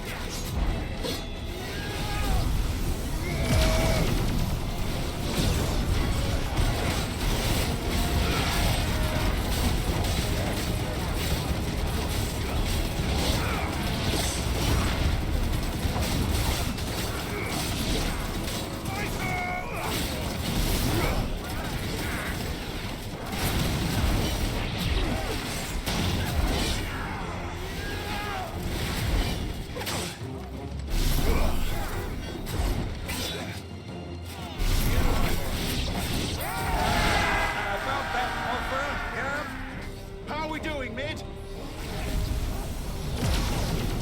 I thought you said that ship was fast!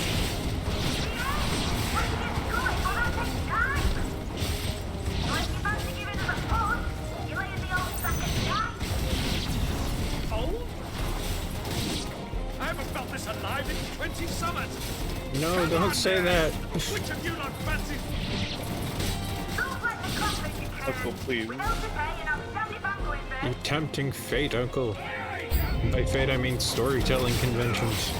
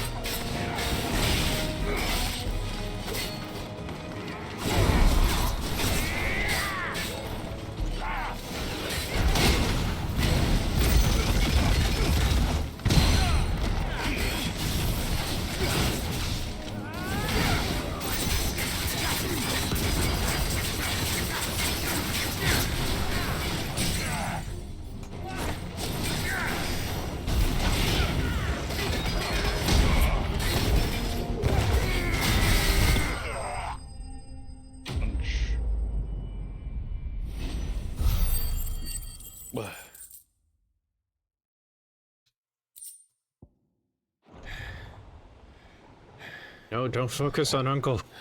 Yeah. Please don't look at Uncle. Please don't acknowledge Uncle. Please just pretend Uncle's not here.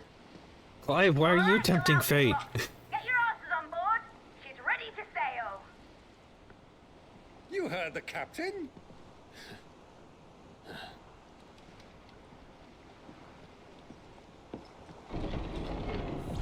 You're not Gav.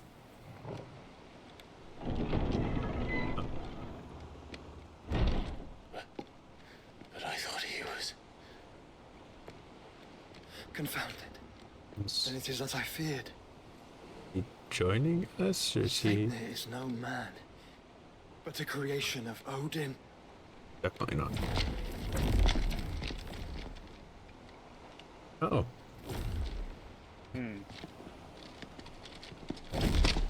Phoenix's fiery fundament. Have you no normal enemies? Uncle, I love you. Please leave. Please leave. Get on the ship, Uncle. Of course we are. Right, Lord Rosfield? My boy, there was a time people called me the Executioner. No. Uncle, please. No matter, No. heads will roll all the same. Mate, you plan. You leave. We follow. Follow? Swimming, are you? Oh, bugger me! Weigh anchor! You at least take Uncle? Engine I trusted Gav. I don't trust his plot to spare Uncle. Have care. If plot wanted to kill Gav, Gav would be dead already. Well. Alright. Let's prepare for incoming deaths with a quick intermission.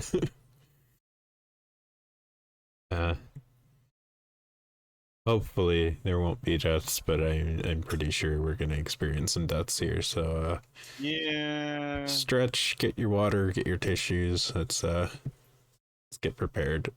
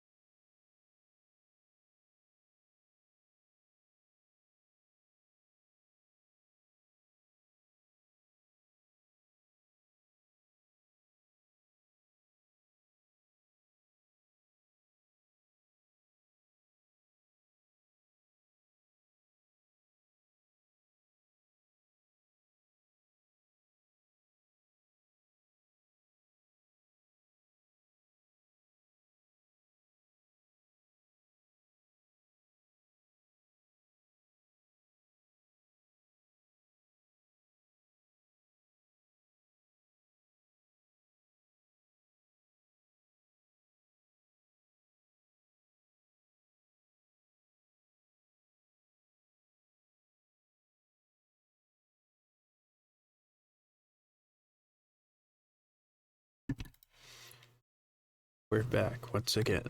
Let's go ahead and see what happens.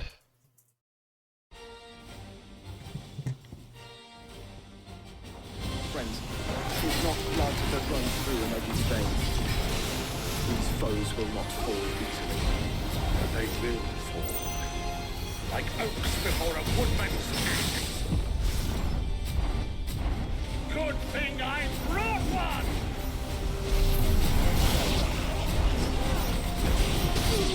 How long are we meant to keep this up? As long as it takes. Unless you have a better idea. Well, I've already killed at least 5 of the bastards. Fuck it! Let's do the lot!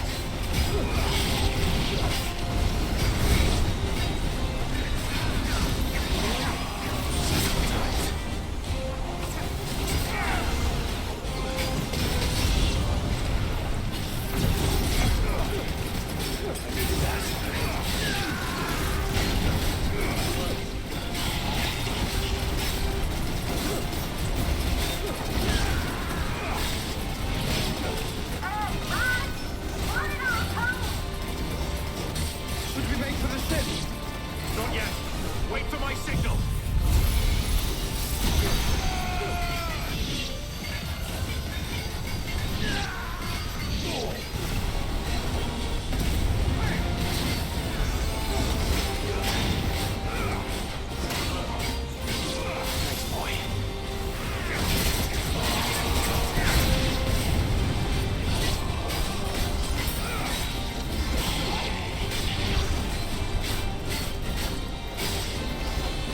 In your own time, Clive!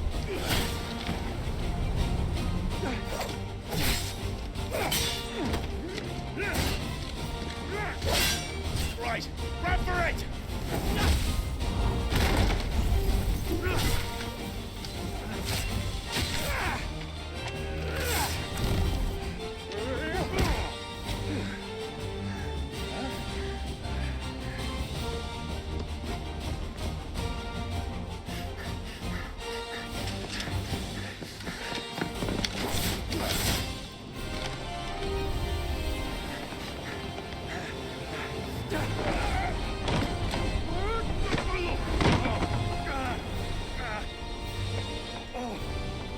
Very grateful, Uncle.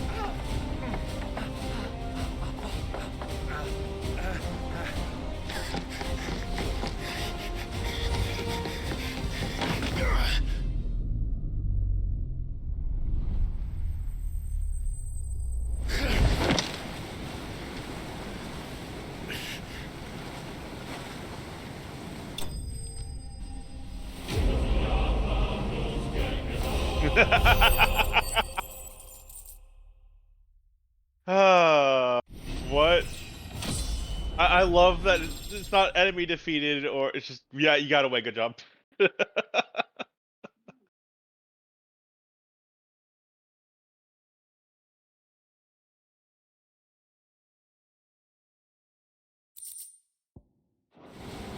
Now, mate! Alright, engine full ahead! And hold on tight!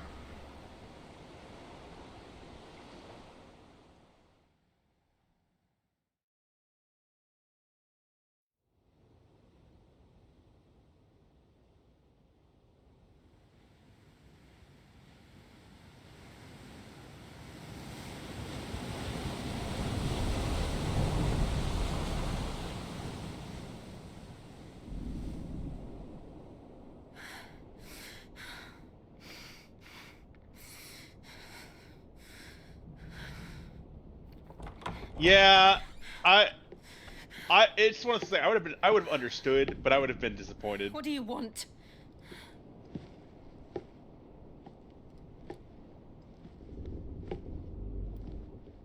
That's quite a mess you've made.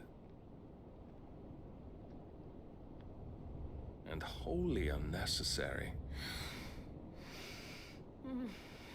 You are my offering to Mythos. I would not see you damaged.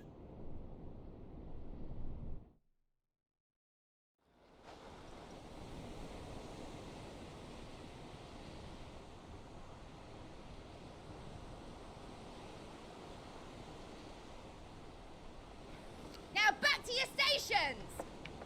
Every bell spent treading water puts another league between us and the galleon.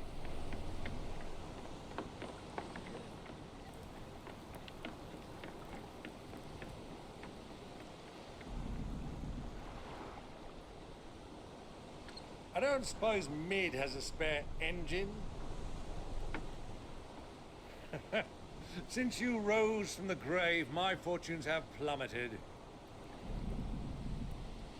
Are you absolutely certain of this quest of yours, Clive? The foes you face are as terrible as they are numerous. Aye. And they'd have us live and die on their terms, which should answer your question. Ha! You have that same stubborn look as your father did when he set his mind to something. On the battlefield, I am but a single axe. A deadly one, mind, but a single one nonetheless. Yet what you require is 1,000, and I believe my old friend in Brandalar can provide them. Take care, Clive. I have many more tales of your father's exploits to share. And I cannot very well do that if you're dead. Again. Good luck, Uncle. Again. And may fair winds attend you. As for you, Joshua, take care. I shall do my best, Uncle. Farewell, my nephews. When next you see me, it shall be with an army at my back.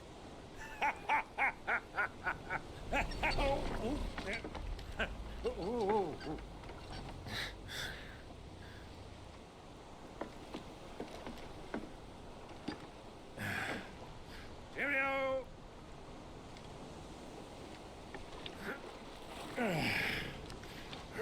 Oh, yeah. Do keep up, my boy.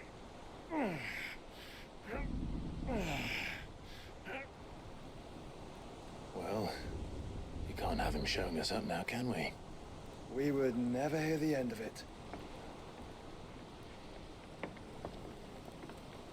So the thing is that the story has telegraphed its intent with Ultima and Odin both saying like they need to sever the connections to this world that Clive has, and his connections are all the people he cares about. So they have to kill off all the characters that they killed about based on how they've been writing the setup so far.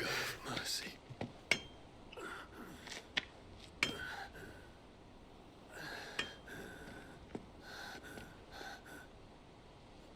Which, like, they might be saving that for just Jill, which feels a bit likely at this point because it's kind of obvious that we're going to get Jill's abilities. Seems like it's painful to steal abilities from the other people. So, probably another situation where when she dies, we get her abilities instead of while she's still alive. Yeah.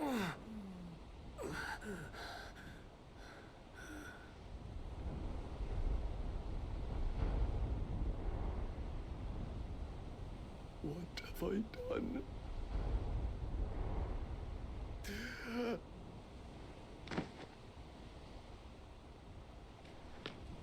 My lord.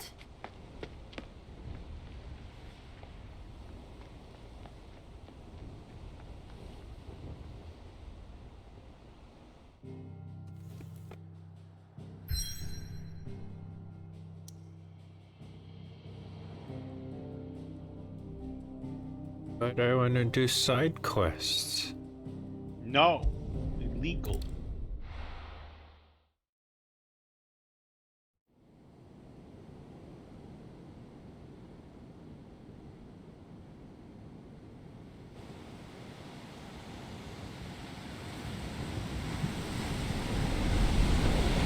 There's a lot of sea between here and Waloed, but any ship heading north has to round Zemeckis and put through the Narrow. Maintain our current bearing north-northeast, and we'll catch the Black Galleon before she vanishes again. What's to prevent her from circling around Ash from the south? With these winds in those waters, it'd taken forever and a fortnight to reach Stone here. Mid knows what she's talking about, Clive. Better than any of us lot, anyway. I say we do as she tells. Sails on the horizon. She's ours.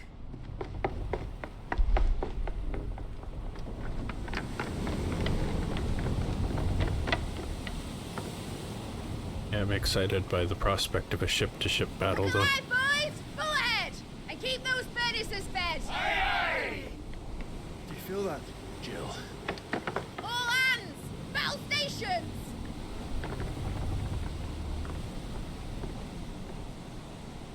Let's see what this girl can do.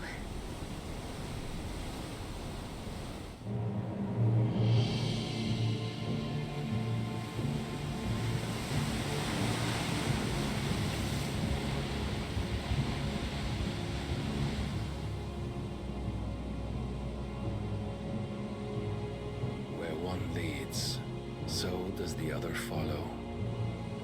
The bond of consciousness which joins them condemning both to the same fate. Yet my every attempt to strike it from their hearts serves only to tighten its hold.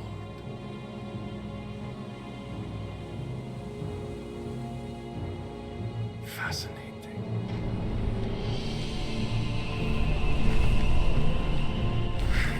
Definitely darkness. But then, there is naught my blade cannot sever.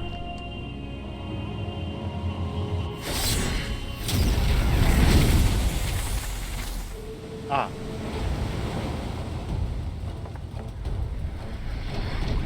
Great Gregor's gas!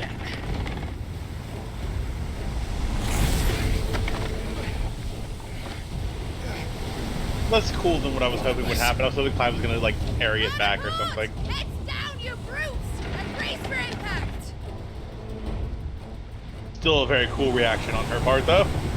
Yeah, I'm surprised that we were able to dodge it at all, even with the increased speed that we have.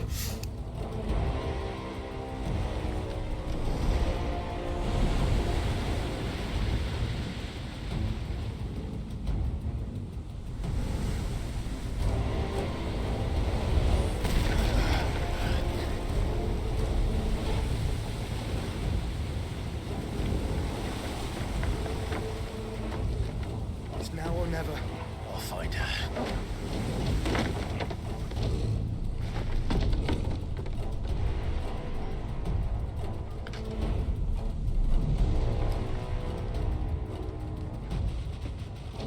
Big deal, we can fly too.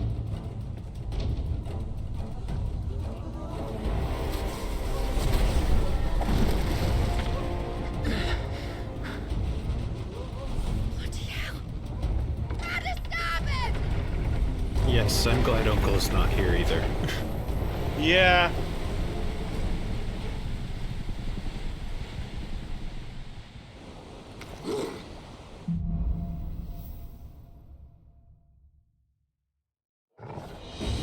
Where did you hide, Barnabas?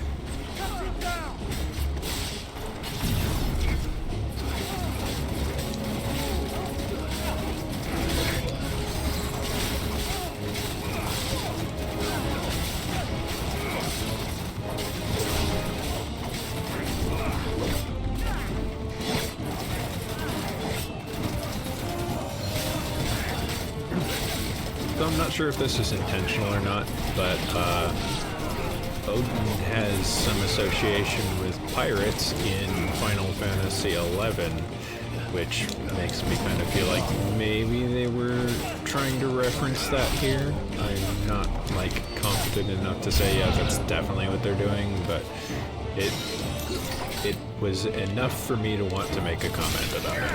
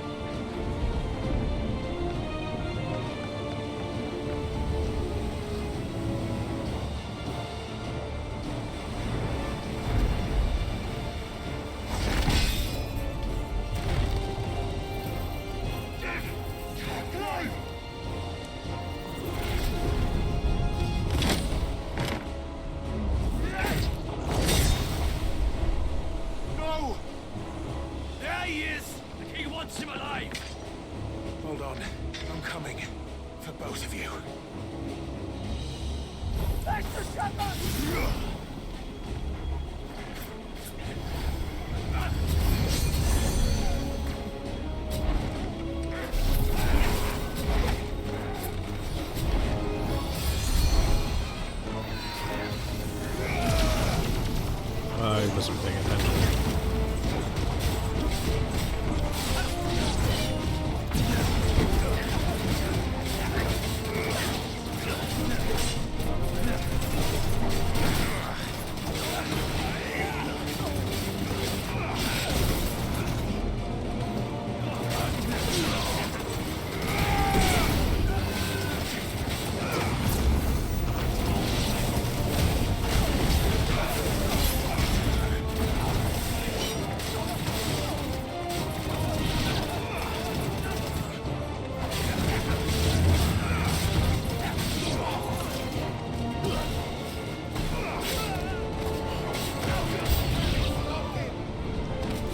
Who will steer the ship?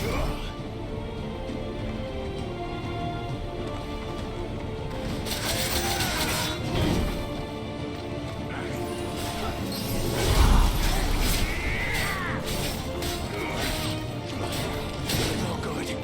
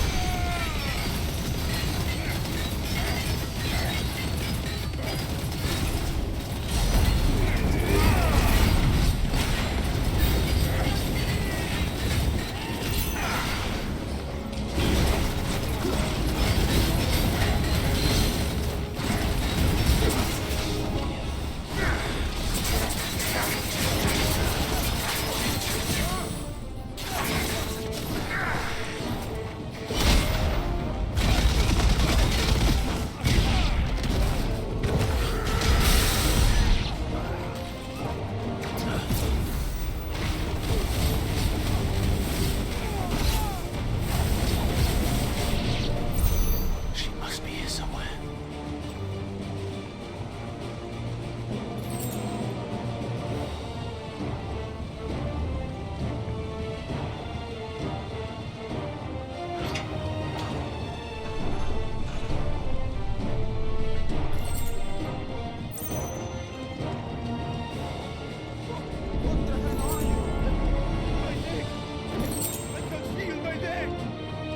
My leg! Can't believe that guy from SpongeBob's here. We're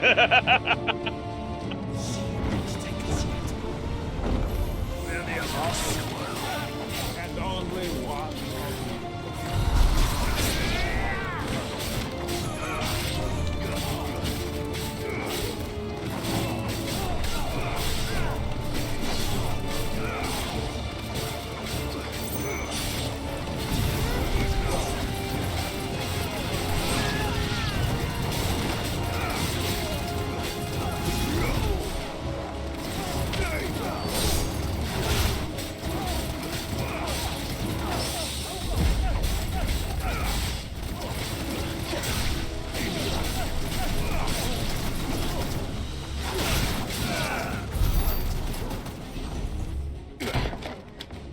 Jill, You came. get back.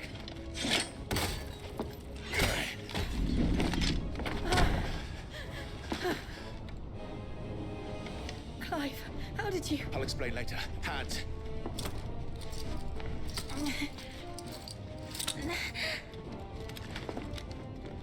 Can you walk? Out of here I can.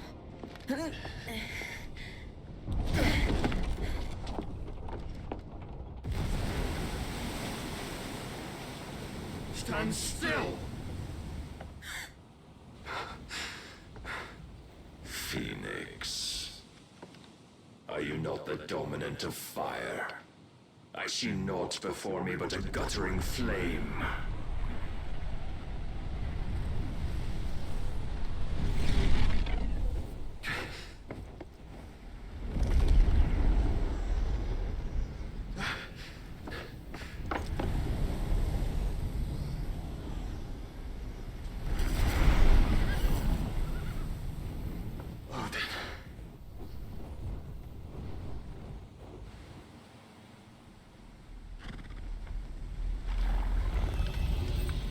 in earnest then.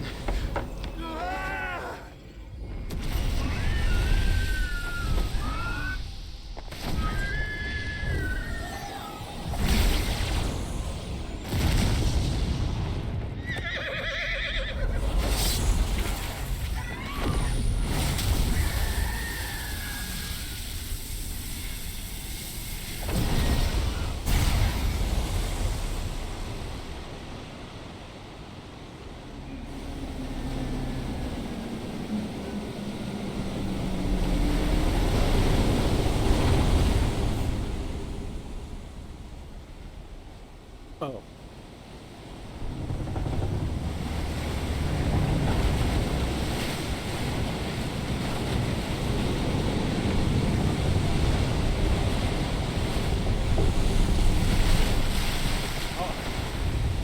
All I can think of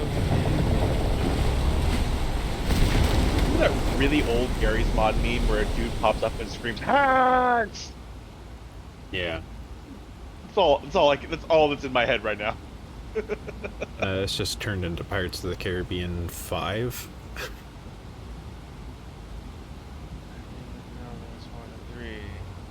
Yeah. I believe that one is called Pirates of the Caribbean Dead Men Tell No Tales. Can you go on? But clearly there is a tale being told because there's a movie. Yeah.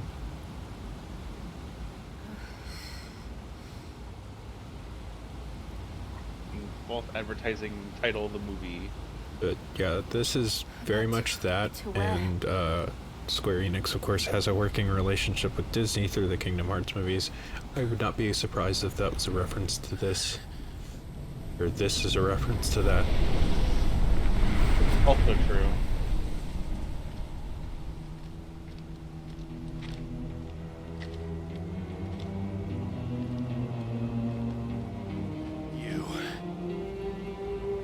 What did you do to Joshua? The Phoenix? Oh, I expect he will survive. This consciousness in which you coil your feeble souls is grown thick with desperation. And thus has my master turned to my blade.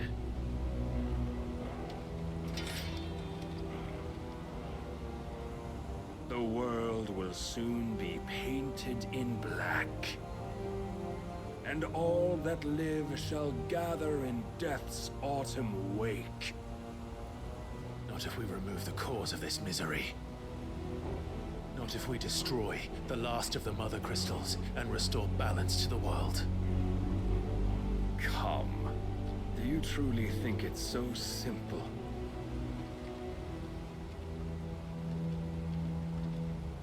The blight is inevitable. Not even the Almighty might stop its endless march. Your efforts will avail us naught. Naught, that is, but suffering. You must embrace the truth, Mythos. Accept your place with the Lord. Keep it. As long as there's a chance, there's a choice. Ever led astray by your blind resolve.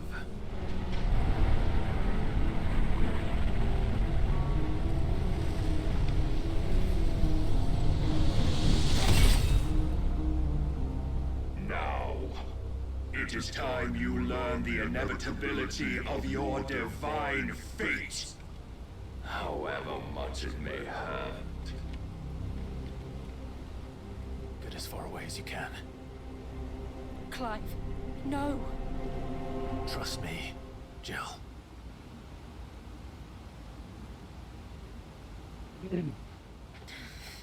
I've got a plan to beat this guy who one-shot me earlier. It's okay. I leveled up a little bit. We don't have to do this. Oh, but we do. If only to remind you of your duty. Defend yourself.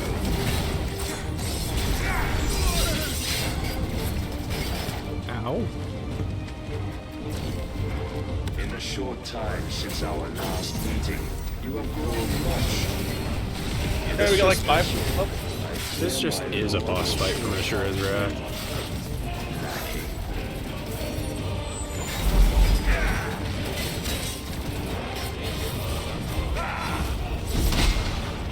Raise your guard. All this fire and fury, and for what? Stopping the blight. A foolish notion fed to you by a foolish man. How dare you? You know naught of this world nor of our place in it. If our fates were so easily rewritten, we would all be gods. Are you ready? We're here to kill the guy.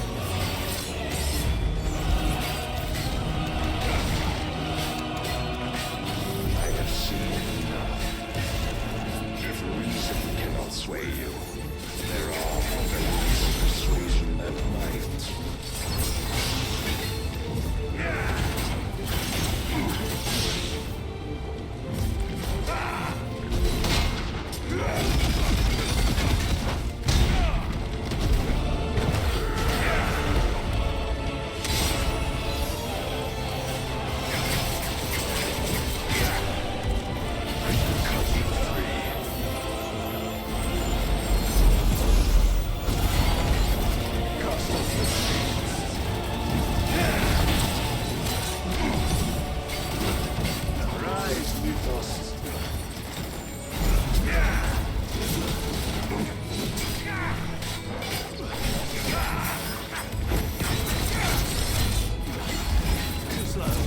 I've been so focused on all like this shit going on in the fight, I'm just now noticing his health bar. He also does not have a stagger gauge, and his health bar is very No, this is one of the DPS checks.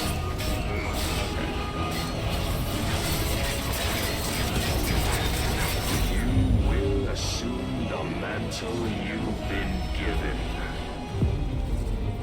Which I think we were intentionally unable to clear it. Maybe? Yeah. I think we weren't supposed to be able to clear it right now. You would yield so soon. Never. Clive! Barnabas here is taking the role of Xenos in Final Fantasy XIV, particularly in Stormblood. Do you not see? Your iron will weighs you down, dragging you ever further from your purpose. And what is my purpose? Mythos. Who are we? What are the dominants? The breath of the Creator still warm on our lips.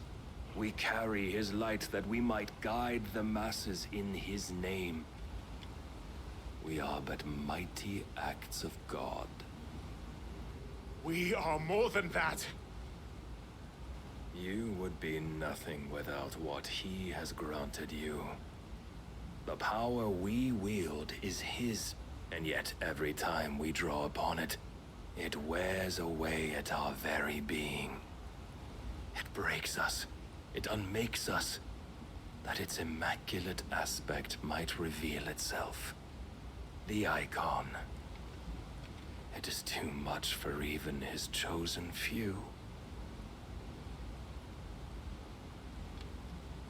Apart from you, Mythos, you wield the might of many, yet your body does not answer for its avarice. What are you saying? What I am saying is that we dominants are a means to an end. We were created for you, that you might drink deep of our strength and thereby fulfill your divine purpose. Which is? To feed. As you would know, could you only look beyond the walls of your prison of self-regard. As long as you choose to ignore this, you shall never penetrate my defenses. Still, you may take solace in the fact that you are not alone in your plight. The chains of volition shackle all of mankind, but there is yet cause to rejoice. For the Lord, in his mercy, has taken pity on his flawed creations, and shall see them restored to their proper forms. And what exactly would that be? Why, loyal servants to God. No. Manners, Lord Rossfield? They are men, like you and me. Albeit ones unburdened by the wills that drive our kind to madness. They are pure. They are divine. You mean to turn everyone Akashic? Not turn, Mythos. Turn back. For too long has mankind been led astray by their clamorous wills. It is time they return to a world of quiet equality, where they might once more know salvation. Salvation! And abandon everything we hold dear! We don't need your salvation. We'll save ourselves, and we'll do it on our own terms. Not yours, and not your gods. With every defiant expression of your will, the tighter the chains of consciousness become. But perhaps that fact may be put to use.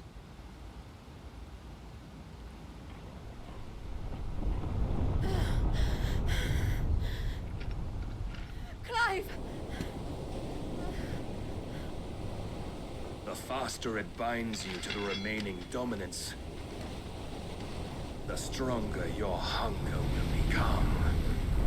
Until it leads you back to the only answer there ever was.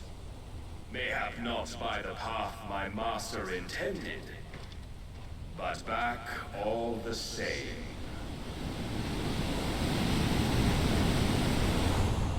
Ash is not far. I could freeze a path. You're in no fit state. Probably not, but I can try.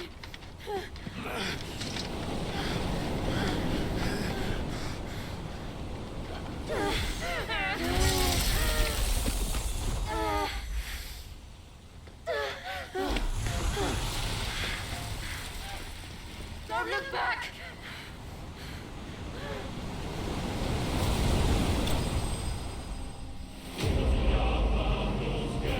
What? Hooray! Clive bested! What?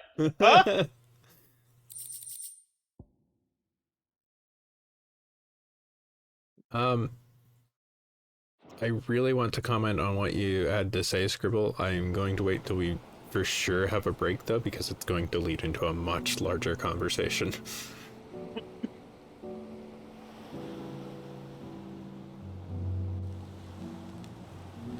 I hope the others are safe. The Enterprise was clear of the gap when we fell. They made it, Jill. And they will have seen the ice where it led. We need only wait till dawn.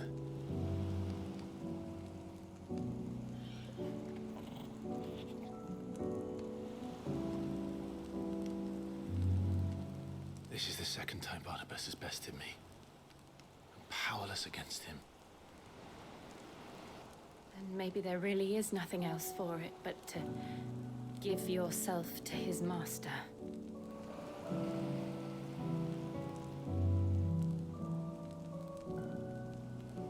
Only you won't do that. The Clive I know would never do that. So you believe? But do you really know me? If what Barnabas said was true, then I'm more monster than man. And each time I summon the flames from within, I burn away the things that make me who I am. Do you, though? Think of what you've used that power for, of all the people you've saved. It doesn't matter how or by whom it was granted, only how you choose to use it. And you've chosen to use it for good, haven't you? I've also used it to kill. What if that's my purpose? What if it's all I'm good for?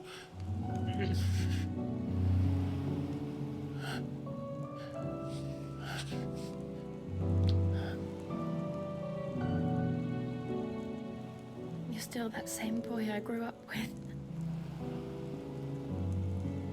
Always so eager to save everyone around you, and yet always so alone. Because you failed to realize the one thing that needed saving most of all. You, Clive. You. You never once took the time to save yourself.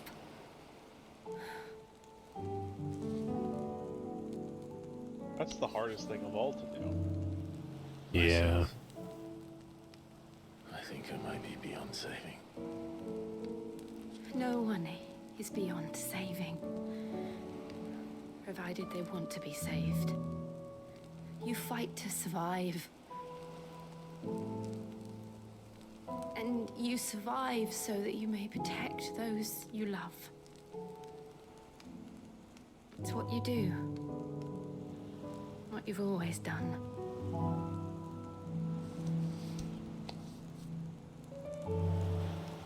And I know you're not about to change. So I'm going to help you. To give you what you need to protect us all.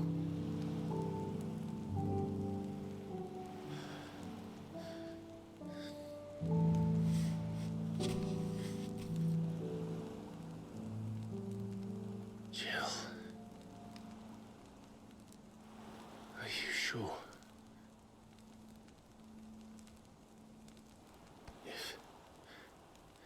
If this is what you want, then...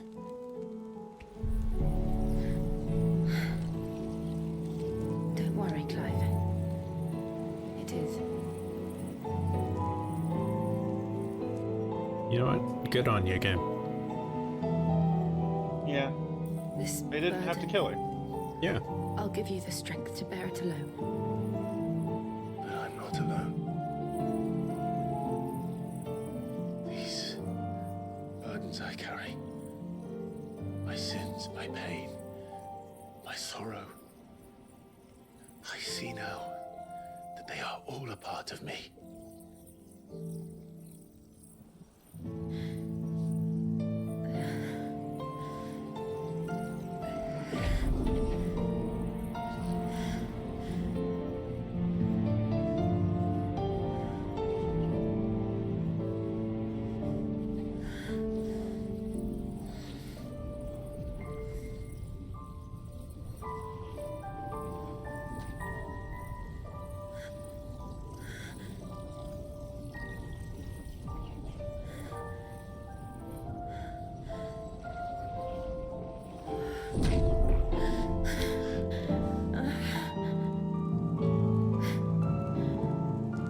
If I'm to continue on, having pledged my life to those I love, then I will gladly bear your burdens too, until my last breath. Clive.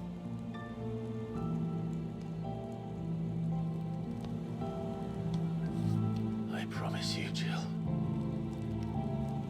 we will find a way to escape this fate. Find a way to save each other.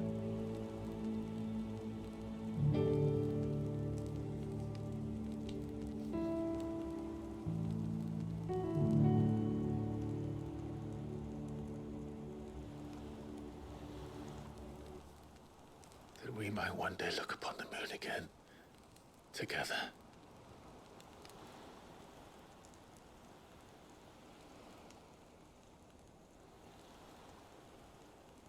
And I promise you, Clive,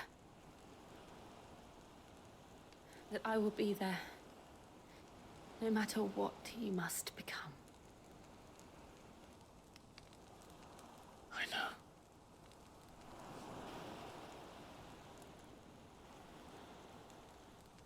I never thought a smile could bring me so much joy.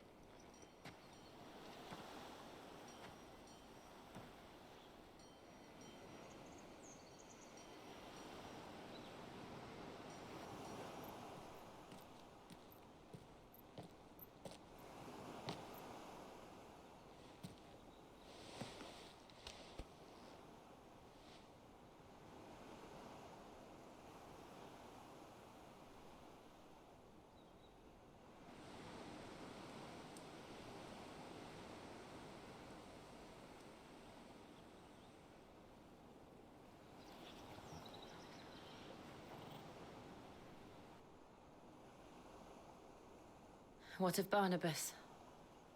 Do we pursue him? No. Our paths will cross again soon enough. Whether we like it or not. Besides, there is something we must do first.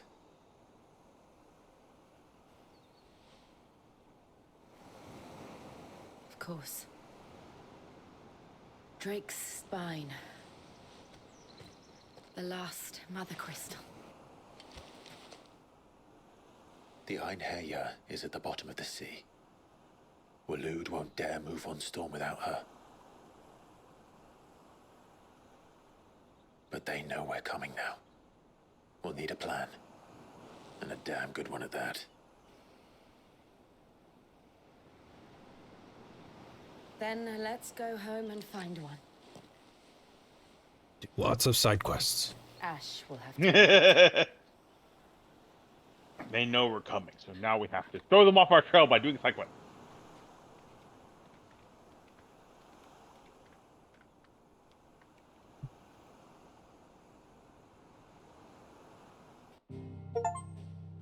So, oh my gosh, we have so much to talk about now because the game has finally shown its thesis statement. Still want to make sure that we have room to speak though, just because of how much there is to talk about. I don't want to just be standing around for it if I can help it. Mid says Odin split the sea in two. She's always been partial to a tall tale. But there's tall, and then there's tall. I struggle to believe it myself. I see your uncle isn't with you. He stayed with the Enterprise. After our brush with the Einherja, she was in urgent need of repair. And my uncle knows a shipwright in Randalar. We're to join him there when we're ready to sail for Ash. You sure that's wise? Last I heard, the place was still overrun with Akashic. Show me a city where that isn't true. Ultima's plague is spreading. We're running out of time, aren't we? We've done our best to shore up that hideaway. But I doubt a few planks will stop what's coming. Still, we'll keep at it. Every little helps, I suppose. Let's hope so.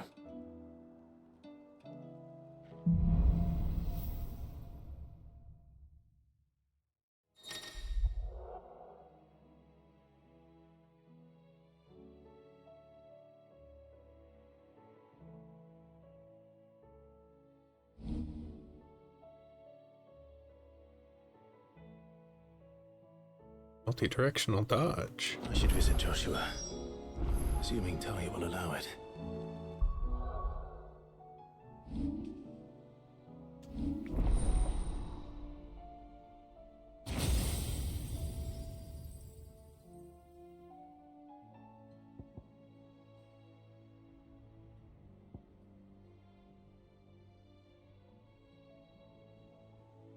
That's very nice.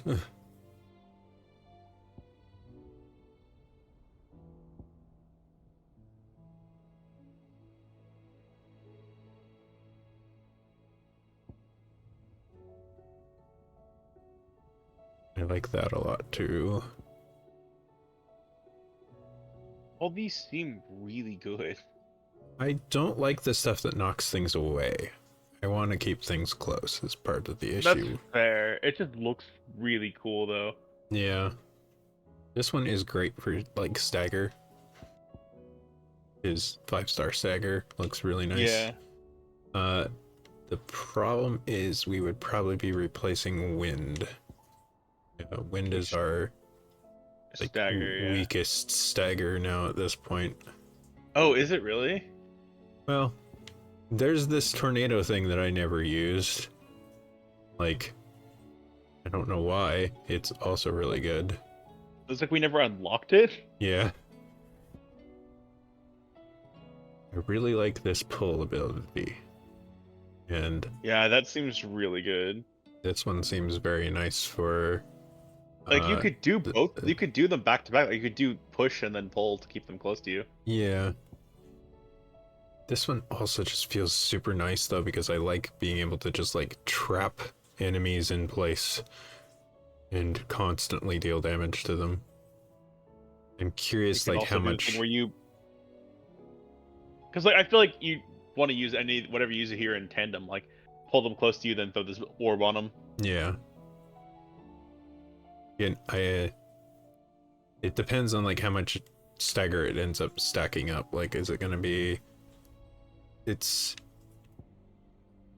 not in line with Gouge. Gouge does way more stagger. Yeah. I don't know. Shiva stuff seems nice, but between like having this, which pulls enemies close, and it's also our thing that like knocks keeps enemies down when they stagger, yeah. That's true. The I forgot about stagger. that. That's incredibly helpful. In fact, I should put points into that to master it.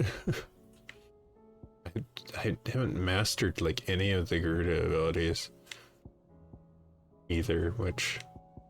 Should we switch the counter for this, for the tornado? We could. That might actually be better. That might fit the playstyle better that I'm going with. Because I feel like for the counter stuff, Titan's got you covered there now pretty well. Yeah. And I've been having difficulty getting that one off like consistently, whereas if I just want to build stagger very quickly, like this is gonna be great for that. I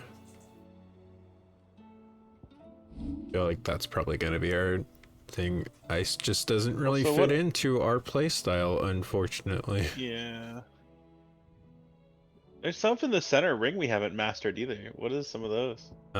This is the fire orbiting thing, which like is another good for constant damage thing, but we're already using passive things?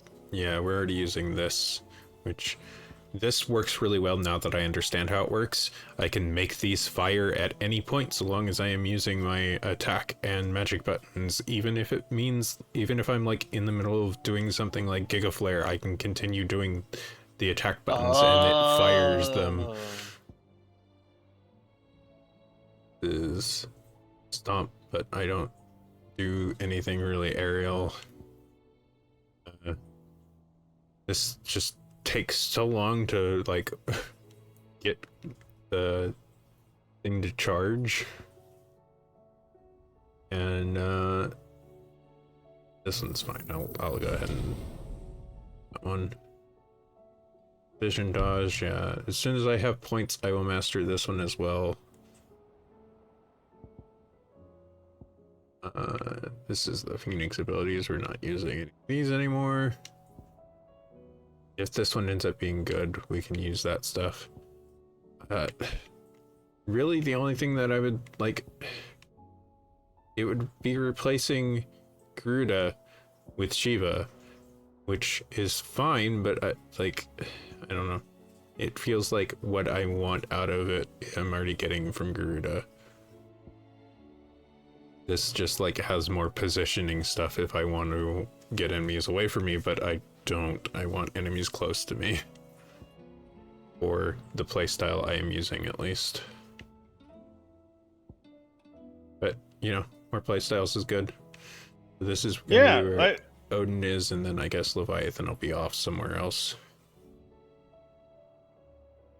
I think, like, I don't know what I would do personally. I think for me, I don't know if I would use light. I think I would switch from light to wind, or light to ice, like personally. But like the fact that you can have like differings of opinions like that means the system's good. Yeah. For me, this just does way too much. Mega Flare is great for just like having a bunch of damage at the start of the fight so everybody gets like chipped down and weak. In fact, I probably should master this too. The laser thing is also pretty good. The laser is like the highest damaging ability in the game currently that I have, at least. I have a feeling that we're probably going to end up switching for the Odin stuff. Just because I have a feeling Odin's going to be another like damage dealing one. Depending on how it works out. Like, the only downside to like Giga Flare is that it's the stagger gauge continues to tick up, so I have to be very quick with getting through everything else, and like this might be bad because of that, because it is another one where like it's consistent, like it takes time to start up, and that startup might tick down the stagger gauge enough while I'm waiting for it to finish through. True. Well, no, because like you wouldn't. I don't know if you'd want to use, because it's high stagger. You don't necessarily want to use it, when they're staggered, but to get them to be staggered faster. There's also the benefit of increasing the stagger gauge when they are staggered, because they take more damage, though.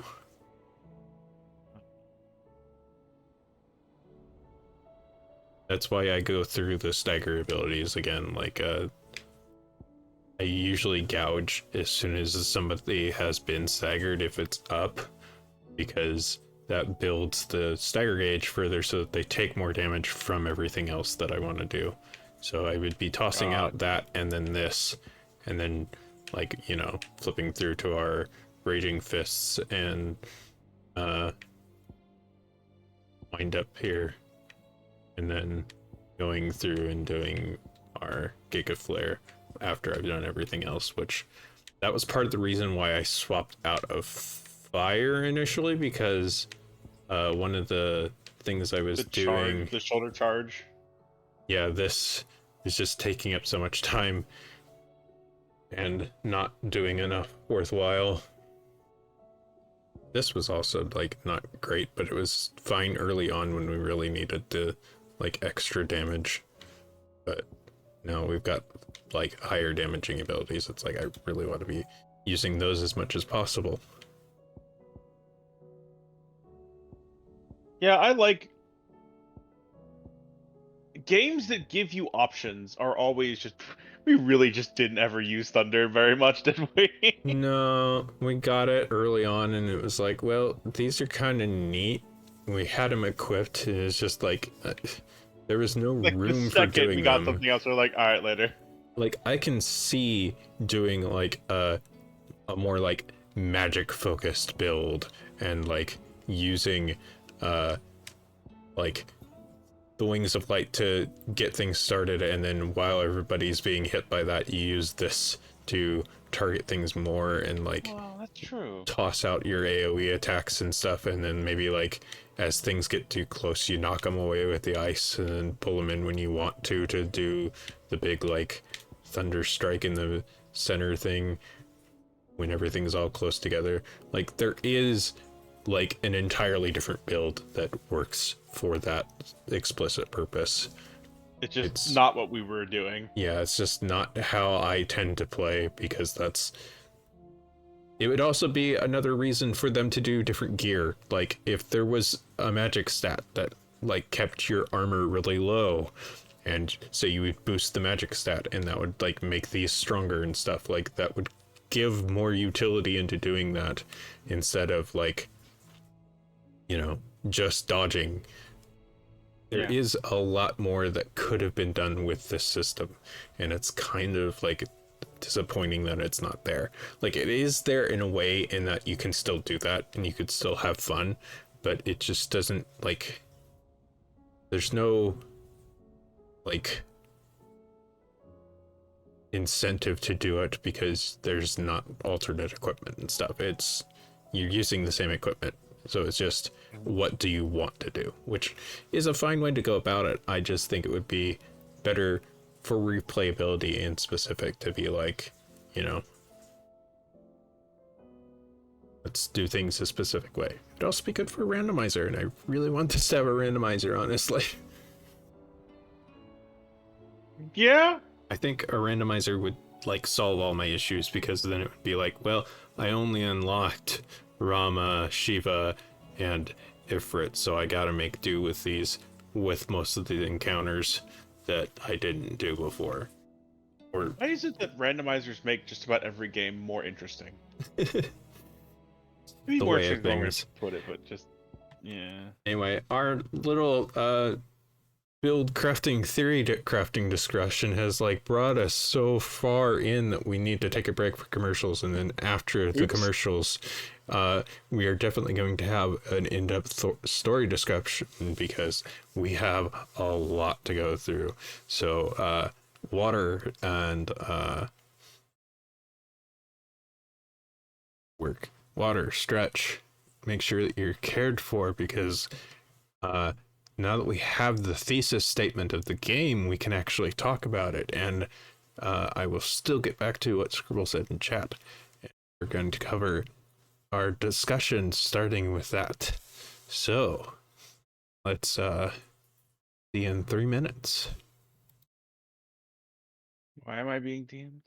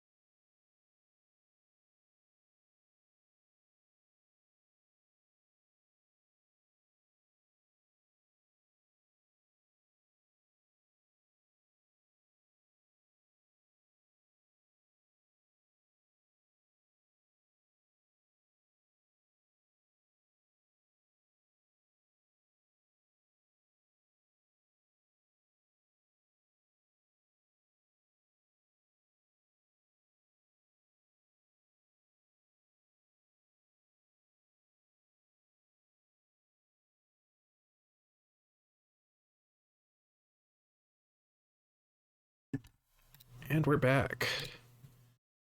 I am just gonna, like, fight the dragon, because I still am not confident in my ability to take on the dragon right now, but I know where it is, and I think I can manage, like, discussing things, because, like, that's kind of part of the thesis of my channel, is that I want to be discussing games on a more, in-depth level, and it's kind of been discouraging that this game, as interesting as it is, has not, like, provided us the opportunity to discuss it, because its themes have been kind of, mystified and confusing.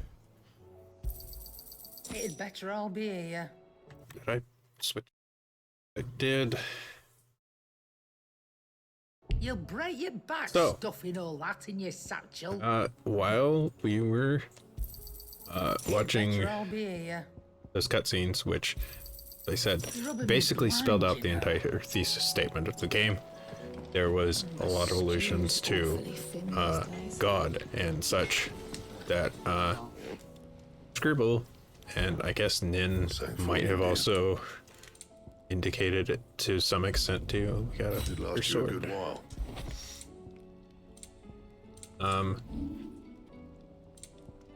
About how every RPG is about killing God, and that is distinctly false.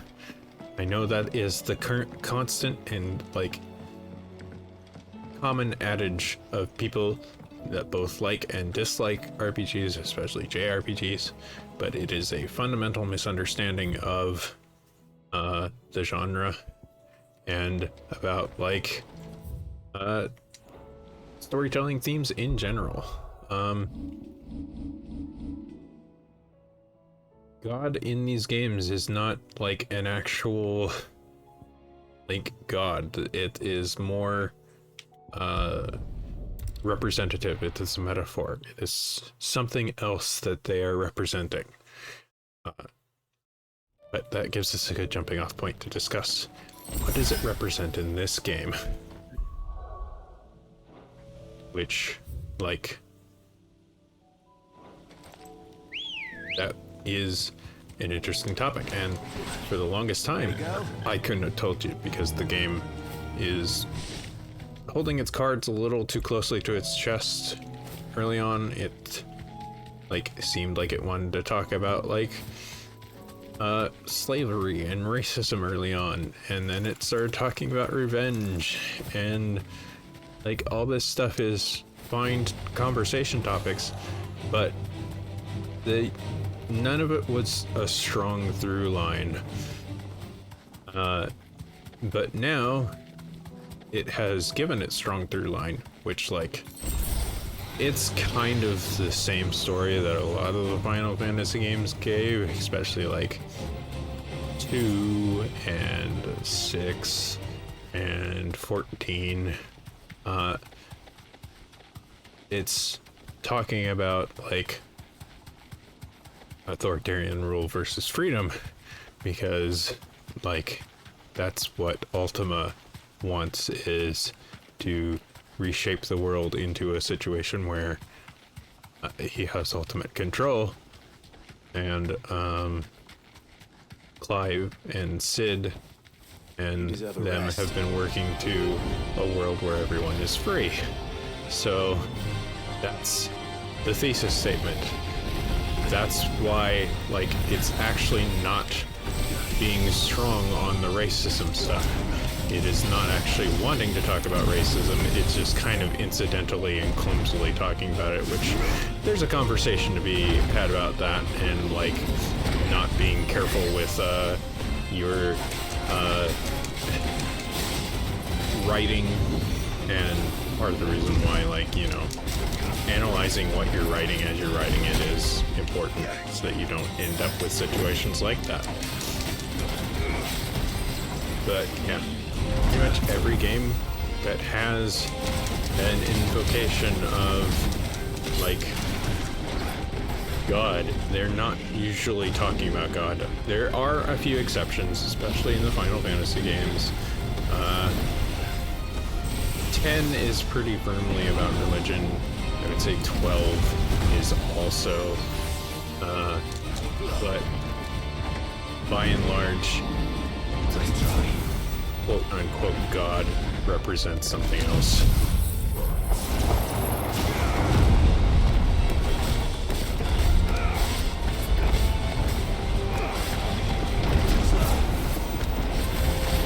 Like, I'm even thinking of, like, a couple, like, the Persona game, which is very famous for basically kill God at the end of it. Like, you're right, every time, God is a representative of something or someone else. Yep. Usually something. Like, an ideal that is children are clashing against.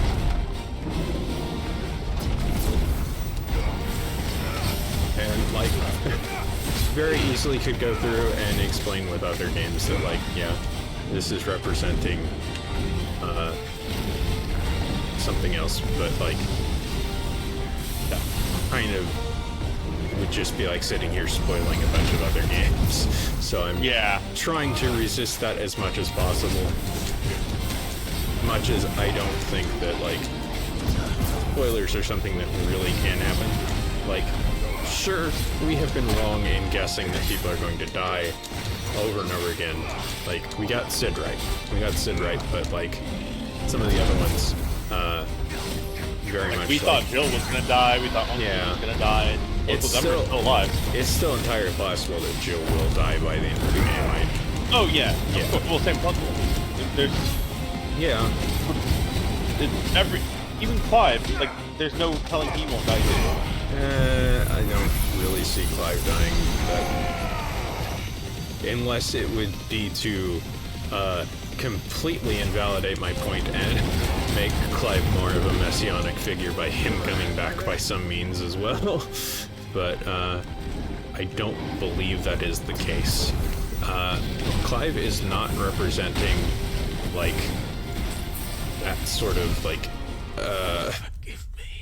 messianic, like, Ubermensch sort of ideal to he's countering that. He's more going for, you know, absolute freedom. Clive is, like, quite literally player representation. Like, he is that's something I noted at one point. I don't think I said it on stream though. There was a point at which like, I think it was something Ultima said. I would have to go back through the videos and find the exact point I'm thinking of, but basically it was saying that, like, you know, Clive's power is completely unrivaled, and I can't wait to make him, you know, my vessel as I'm supposed to be. And, like, when you are talking about, like, the absurd power, you are making a comment on the player's drive to have power fantasy, which, like, there's nothing wrong with that. That's, like, video games in a nutshell. Is, like, you want to be growing more powerful and becoming this, like, ultimate source of power by the end of it. That's why every shonen anime is the way it is. Yep. So, like, that's kind of what they were getting at, basically, is as much as Clive does kind of have, like, his own things going on with that, like, tender moment with Jill that we just saw, Clive is player avatar in the literal sense of that's how he even is represented by the story. Which, like, you know, even as a player, there's a certain level of, like, we want freedom in our games.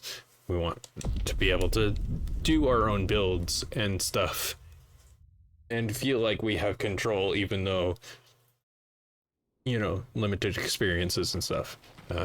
All stuff that Stanley Parable comments on. Let me catch up on chat a little bit.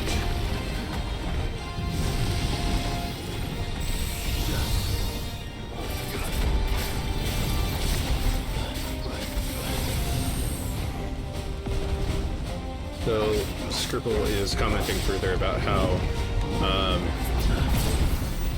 they're commenting using religion because religion is a source of power over the masses, and by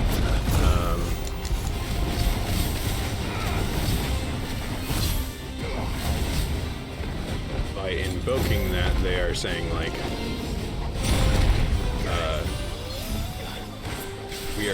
we're using religion as a stand-in for power, which I don't feel that would be necessary though, because like you can talk about power in a lot of different ways.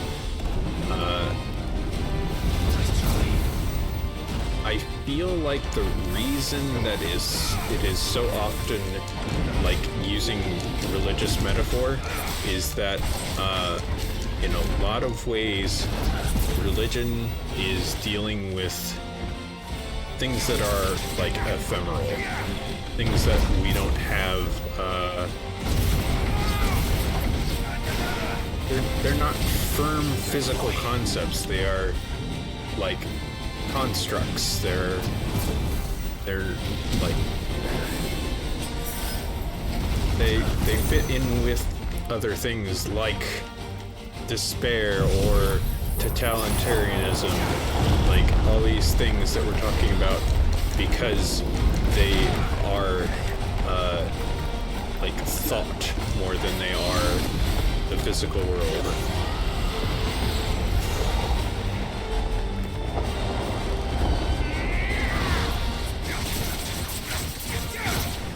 They're also like forms of belief, if you wanted to get really into it. Like, you believe that the best way for people to be ruled is either authoritarianism or for everyone to be free. Like, that's also, at the end of the day,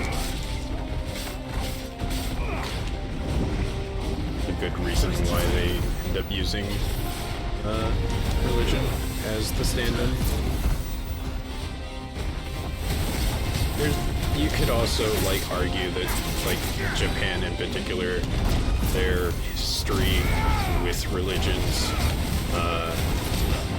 makes it so that when somebody starts expositing about religion, like you'd be like, oh, this person's wrong, which also is kind of a sentiment in the West. It's not one I'm very comfortable with. It's part of the reason why I don't really like when folks go into the adage of, oh, you're gonna kill God at the end, and just go ahead and pay service to what our other individual came and said about how like sometimes God just is a stand-in for a really powerful entity, which sure, yeah, I can see that. I still feel like that's kind of like lazy way of justifying that, yeah, you're always killing God. It's like, it's a case of, yes, that's true, but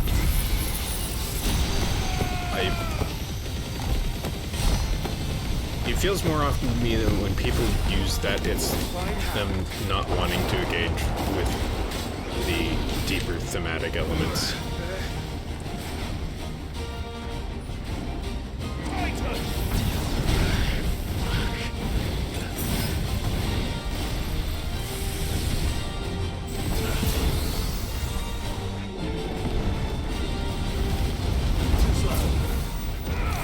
I see Scribble was talking about how the power fantasy aspect is what pulls that drive of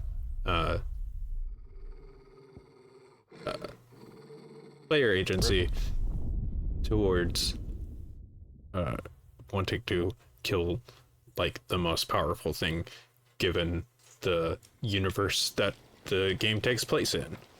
So we have a god of sorts in this, and that is what we are wanting to kill at the end of the day, because that proves our like power creep that we've gotten into.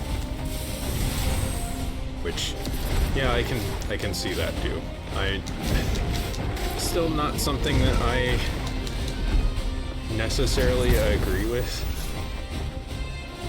One thing I say about that comment they made too, which is, this is completely unrelated, but it made me think. There are a lot of like phone games that I play a lot of phone games. I play too many phone games, but like a lot of them do a bad job of making you feel satisfied. Like the grind meaning something at the end of the day. I feel a lot of them kind of miss that mark, and it just feels like you're grinding for the sake of lining the mobile game's pockets. It doesn't feel great. Like, sure, I got the thing I wanted, but I had to watch like 50 ads to do stuff.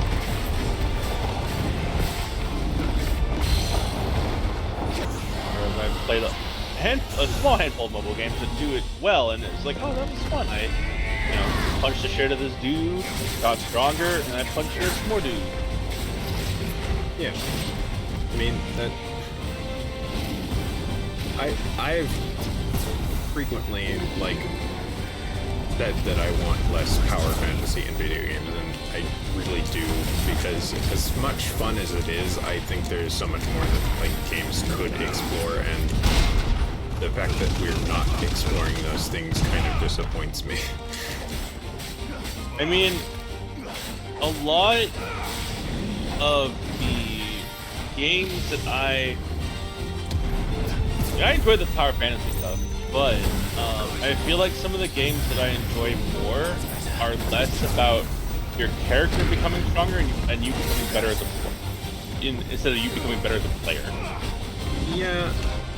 So my whole thing with that is that that's still a form of power fantasy. Like, if instead it like the game giving you like a mechanical built-in thing, the power fantasy shifts to you, the player, learning more ways to like exploit the system, but you're still like engaging with power fantasy because it's just a different method of gaining power. Yeah, I agree with that as well, Kanan, because like it's one of those things where it's like a lot of people will say like, how come you don't read anymore? Because like growing up, I read like a million books, but video games replaced my books. Yes, it became a more fun medium. I can take part in the story. Why growing up, my favorite kinds of books were the choose your own adventure books where you died like 8 times before finding the villain. Yeah.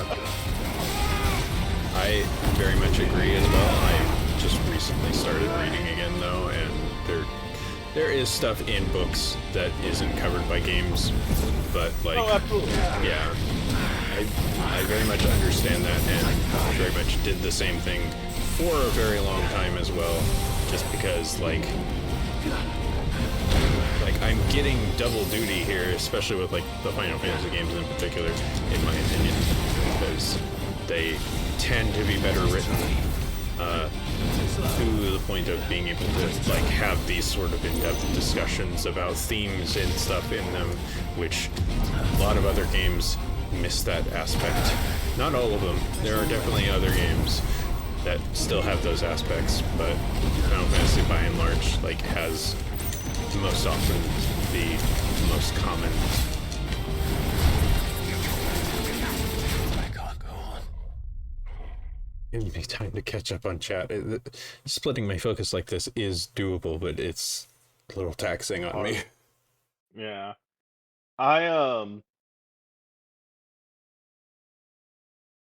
Yeah, I need to start listening to books because I've worked 10-hour shifts where my hands are busy, but my mind is free. And I think listening to some audiobooks would be a great use of that time, because I started listening to the Adventure Zone and realized I just like being told a story. Yeah. That's why I can't get into podcasts. I'm just so tired of some people talking. I want to be told the story. Yeah. I think audiobooks is valid, especially with like, you obviously can't read in the middle of work, but like still getting an interesting and well told story is, you know, good second. the thing is, like, a lot. You're like, cause like, our hands at work are constantly in use. Sometimes, not always. Like, I have a coworker that every time I pass by his desk, he's watching anime. Actually, I have two of them that do that. Because both of them, like, are just good at their job to the point that they just barely need to pay attention to what they're doing. Not as but my ears are free. I usually listen to music, or I listen to podcasts, or whatever, and so it would be easy for me to do an audiobook.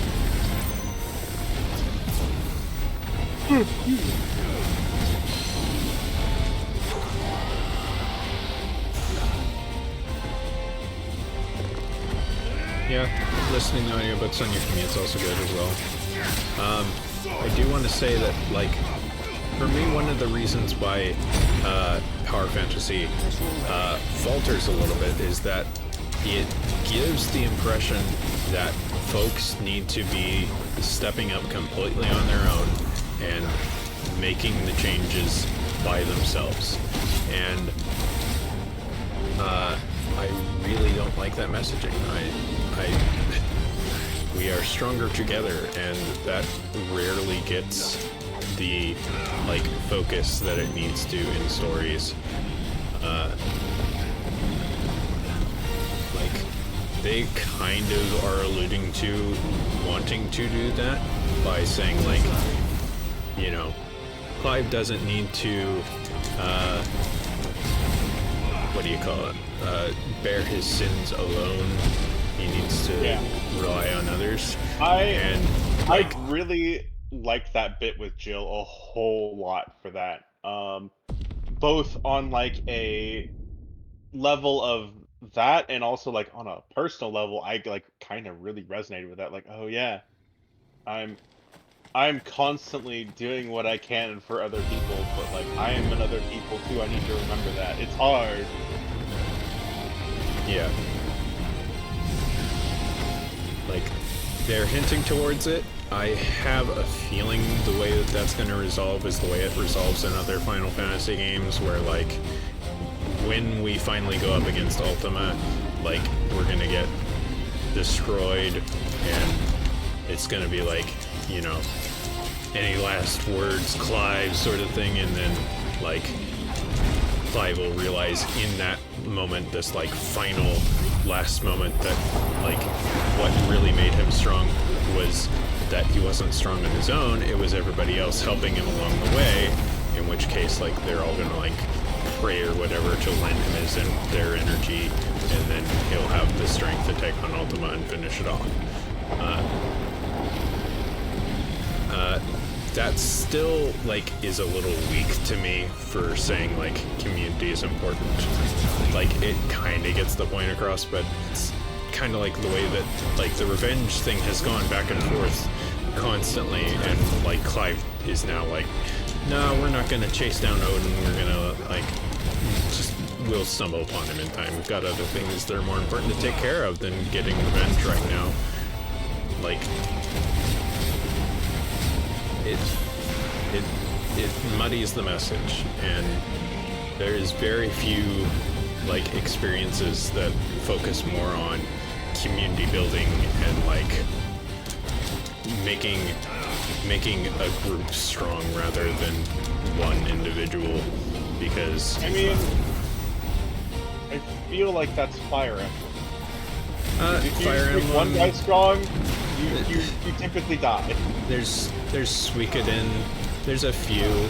There's still kind of leaning a little too close to Power Fantasy for me, because it's still number go up stuff. That's part of my issue, is that I want, like, mechanical differences that make it feel like, oh yes, we're actually working together, not like great man myth, as Scribble pointed in chat.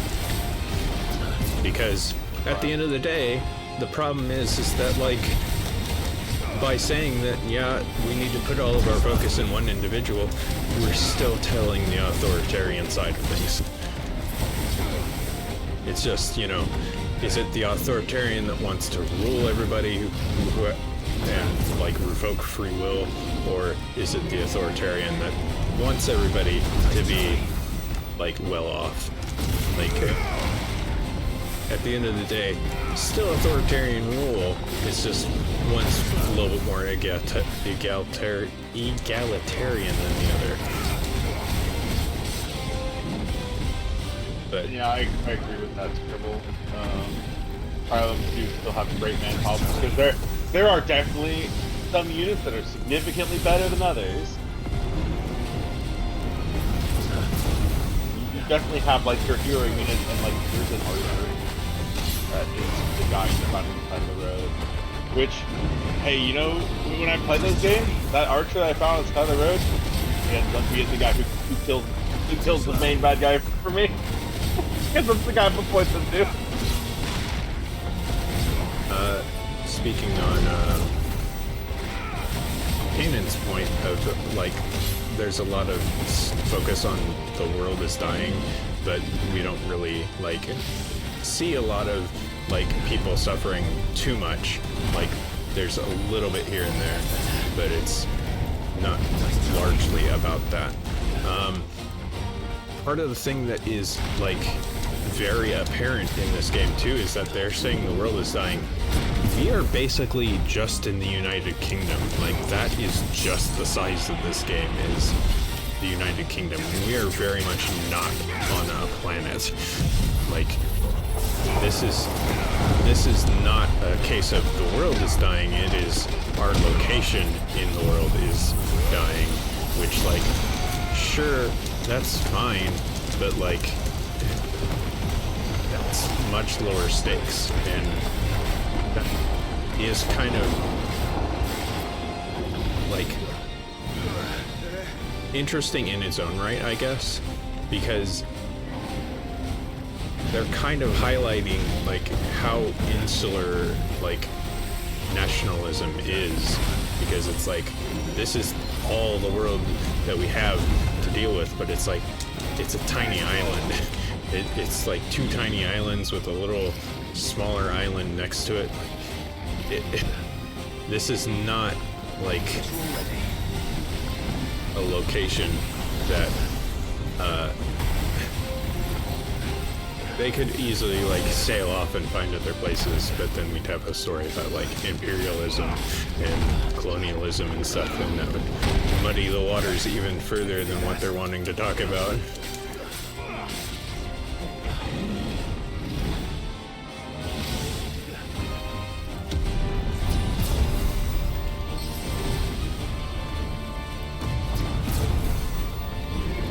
I mean, there's something to say for that, but I don't think it's supposed to be representing an entire world. I think it is supposed to be, like, it's Westeros. It's Game of Thrones, which, you know, Westeros is also basically UK-sized, maybe a little bit bigger because it's got some, like, icy peaks, but, like, at most, it's like the size of Europe. And Europe is still pretty small. Like, Mercury's very small. Yep. I think the older Final Fantasy games, because of like the world map that you walked around, did a better job at selling this as like a planet, whereas this is smaller scale. It just is. I don't think that's a knock on it. It's telling a story about like very insular people that don't realize that the world is much larger than like their problems.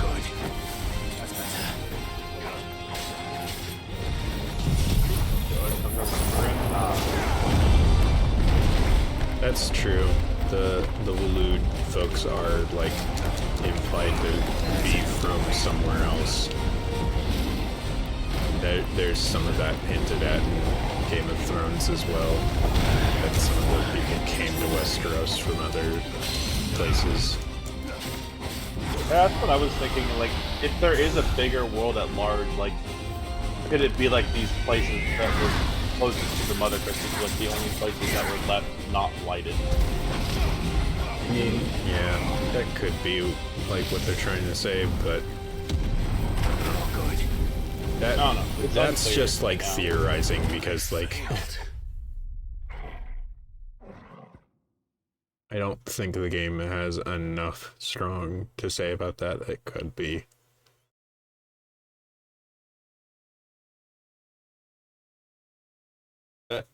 Dragon hard. Yeah, there is like Lightning Returns also kind of takes place in a very small location, but it is said that that is all that's left of the world because of the events of that trilogy. So yeah, it is possible that like, you know, we have destroyed everything through use of the Mother Crystals, that this is all that remains.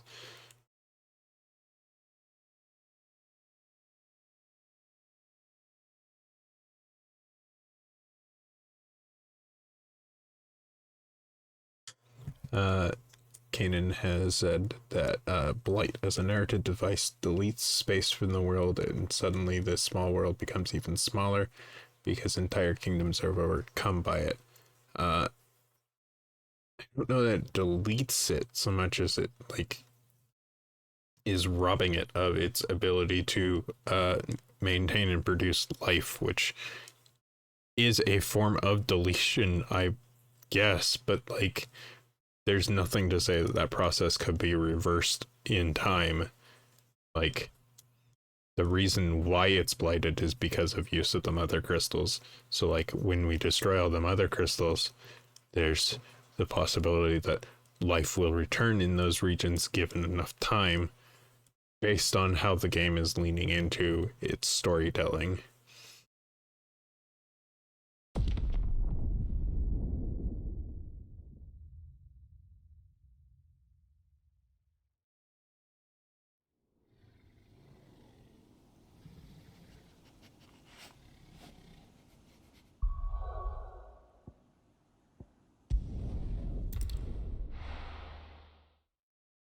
Are you giving up on the dragon for now?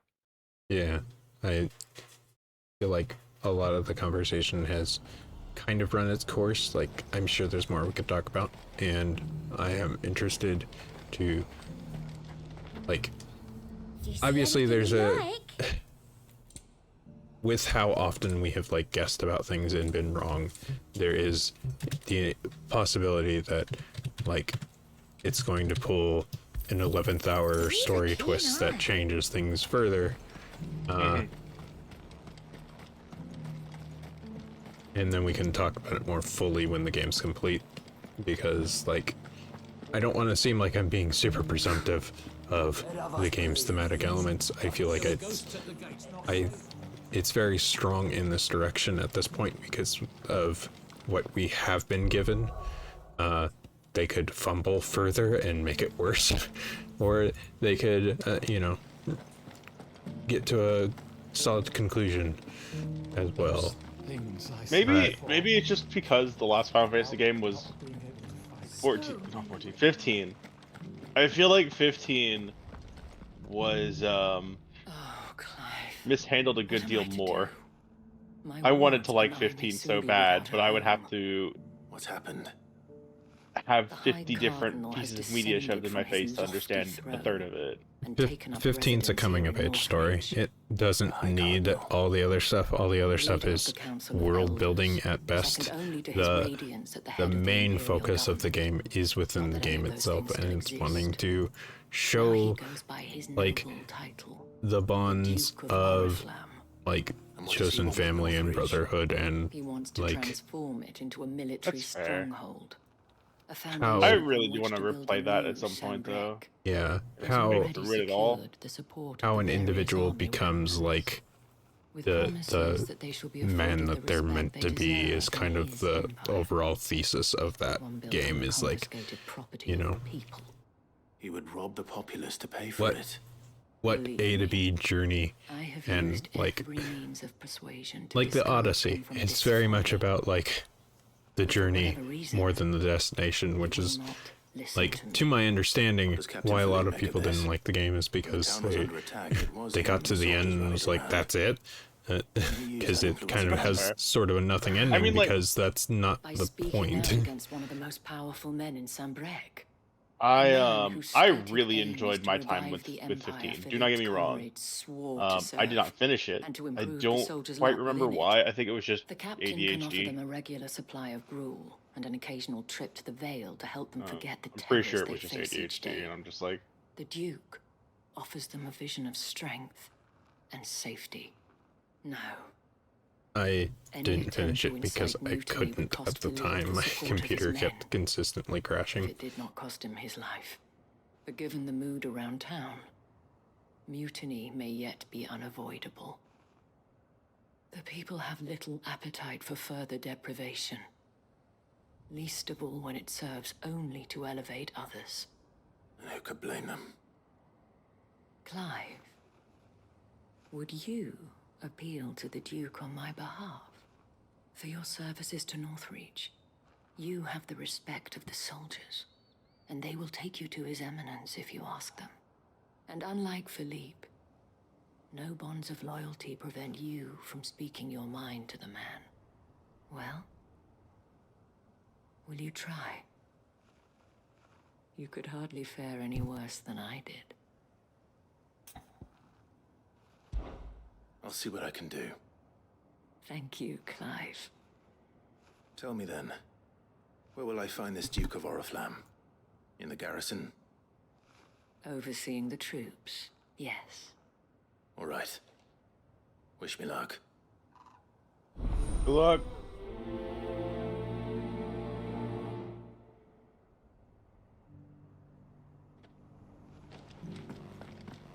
I may have met this Duke before, at the Remembrance Ceremony. Let's hope I didn't make a strong impression.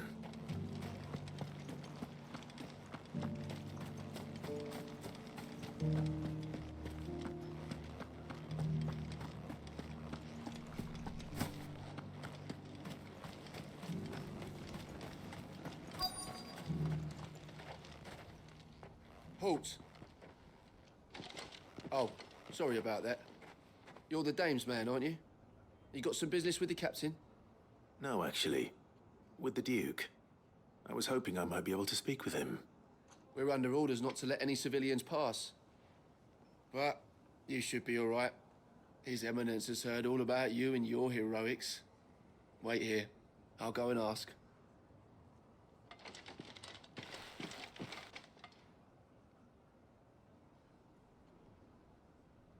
So, you are the sellsword who lent his aid to the garrison. The Empire owes you a debt, and I shall see it repaid. But tell me, is it wealth that you seek, or favor? Neither, Your Eminence. I thought only to inquire about your plan to turn Northreach into a stronghold. Ah, I see. You are worried the expanded garrison will render your services redundant. Yet you needn't be. A proud fighting man like yourself shall always have a place here. Pride of place, in fact. For too long has the contribution of the noble soldier been under-reckoned. But no more. For it is they who shall see the Holy Empire rebuilt, beginning right here in Northreach. Why here, Your Eminence? The town has been fortunate enough to escape largely unscathed from the recent troubles.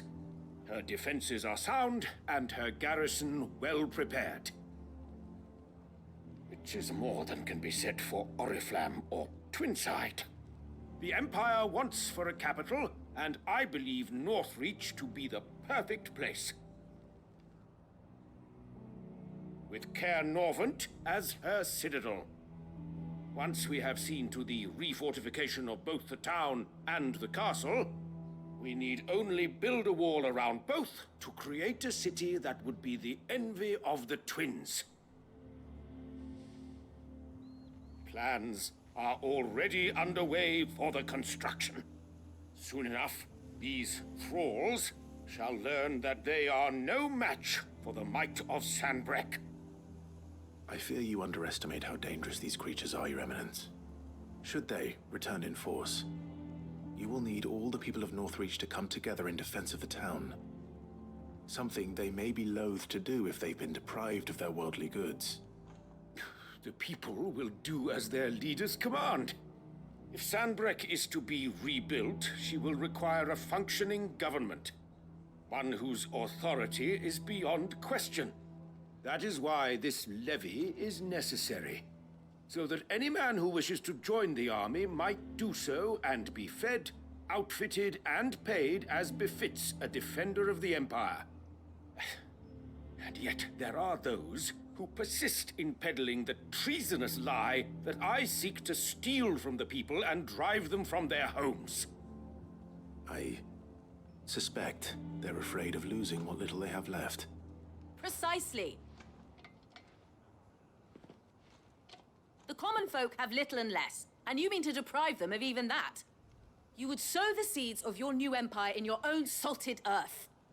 Sabine, we have discussed this.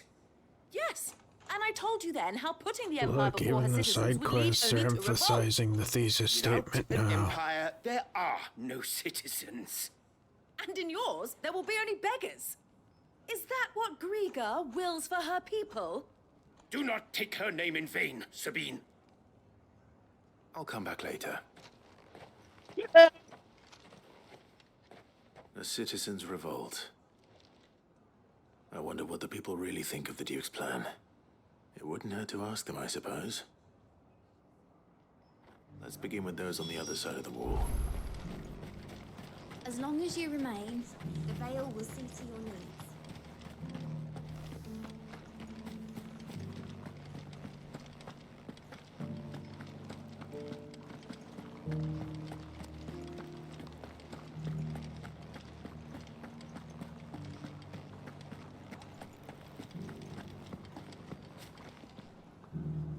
All right there.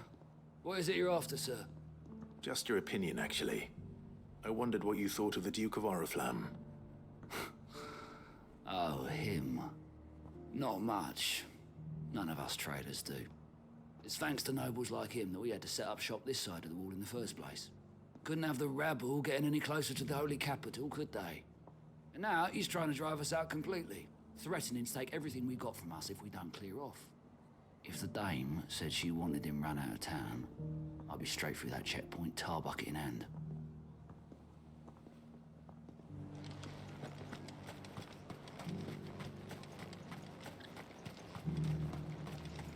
I heard the dame got an icon to rid the meadows A question, if you don't mind.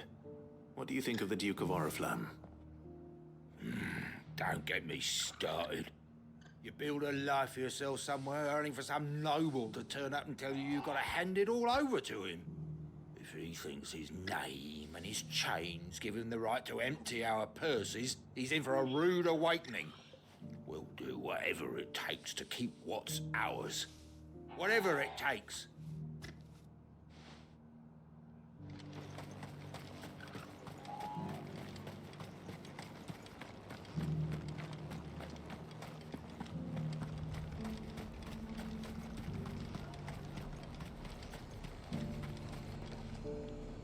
I've been hearing a lot of talk about a certain Duke. Nothing good, I'll wager. Going around acting like he owns the place.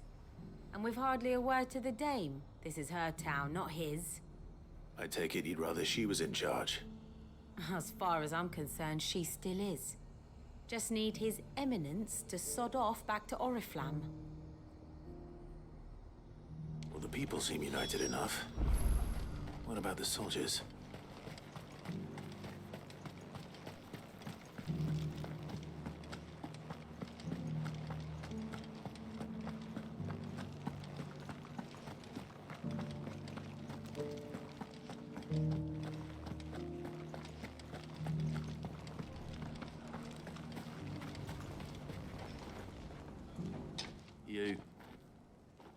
You're the one who's talking to His Eminence. On the dame's behalf, yes. I was trying to persuade him not to take the people's goodwill for granted, but it seems my words fell on deaf ears. What do you think of his plans?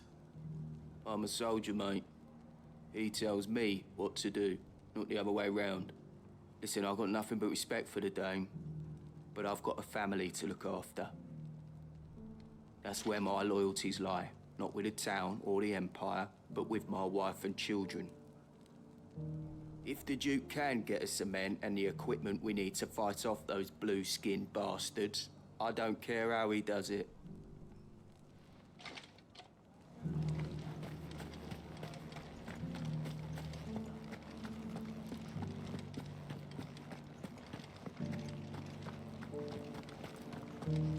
You needn't fret. The creatures have been... That guy sounded so tired. Yeah, probably is. Excuse me, do you have a moment? I wondered if you'd mind sharing your thoughts on the Duke of Oriflamme. Well, he's made a lot of enemies coming in the way he did. I mean, look around us. You can see the state the realm's in. The traders might not like having the screws put on them, but if they volunteered a few more of their hard-earned gil before things got bad, maybe they wouldn't have to. I think the Duke's got a point when he says rebuilding the Empire's the best way of making sure we're all protected. And if that means people who don't know one end of a sword from another have to make way for those who do, well, that's just how it goes.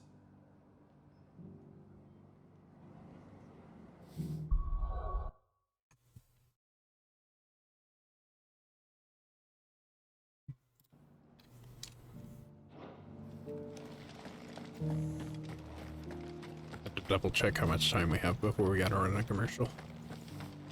Probably close. Yeah, but not as close as I was afraid we were, so. Okay.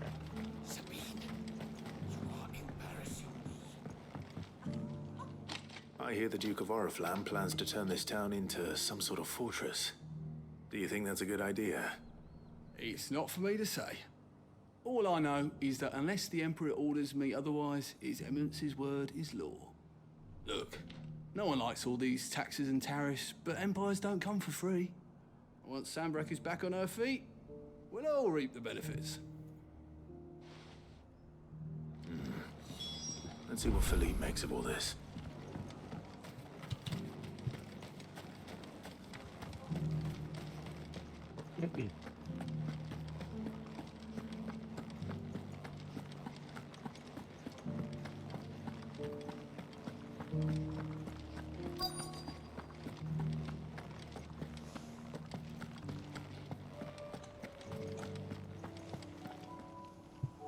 Captain, do you have a moment? For you? Certainly. Clive, wasn't it?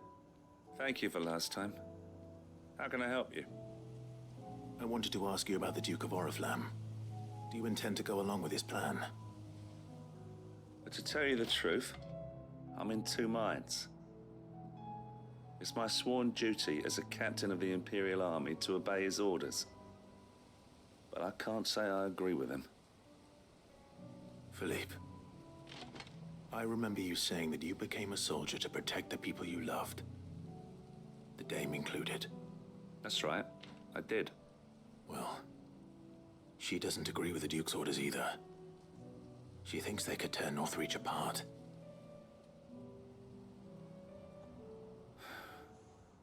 And she's probably right. Thank you, Clive. I know what I need to do now. Protecting the people I love is what matters. Doesn't matter how. Well, duty calls, so I better go. Thanks again.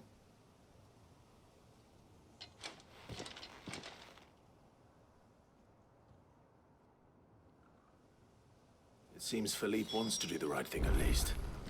I expect Isabel will be pleased to hear that, if nothing else.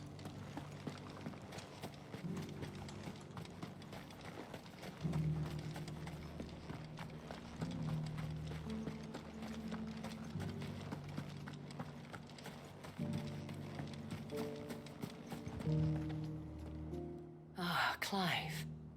How did you fare? Were you able to speak with the Duke? I was, but...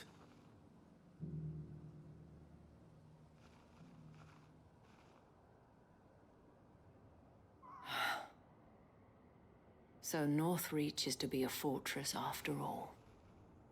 Well, it will certainly help to hold back the thralls. There's no denying that.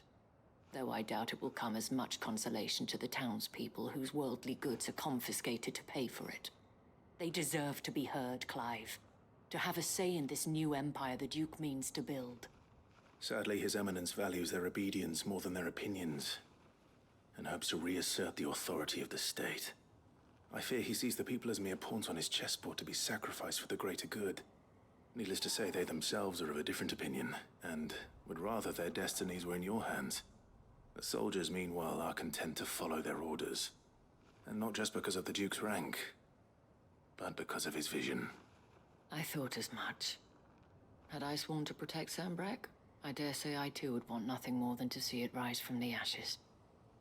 Thank you for trying. But the battle is lost. I don't know about that. What happened to your uniform? I handed it in, along with my resignation. Told the lads I wished them well, but that I owe it to those I love to call it a day. But why? Because I realize what really matters to me.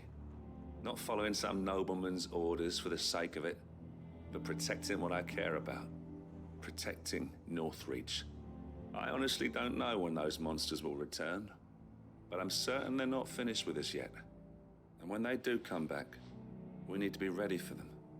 We need to stand together, all of us. And with you to lead us, milady, I reckon we can do it. It was you who finally convinced me, Clive. There's no point following orders if they go against everything you believe. Indeed.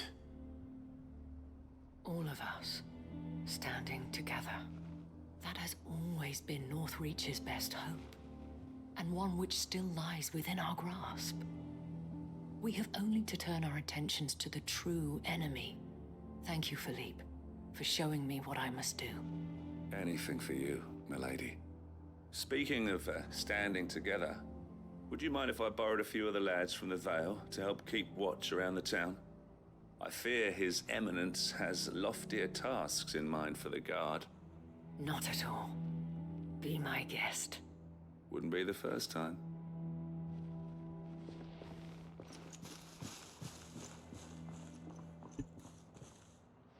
There may be hope for Northreach yet.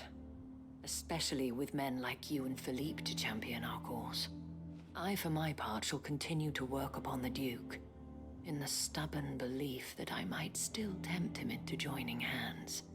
But I suspect I shall have to call upon your aid again. Until then, Clive. Until then.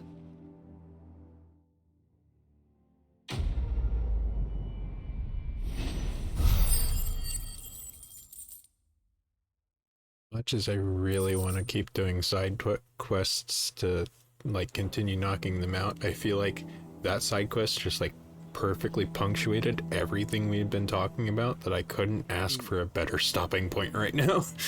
Yeah. Yeah.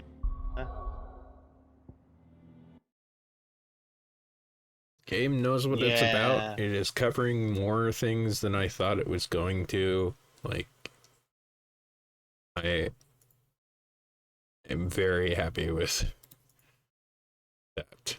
Let's find someone to raid.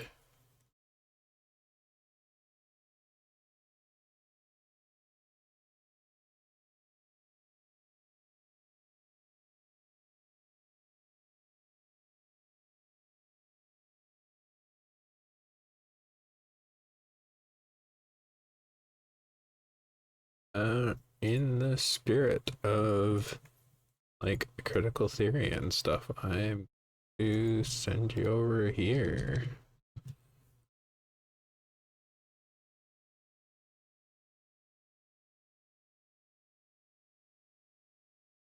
See y'all next week.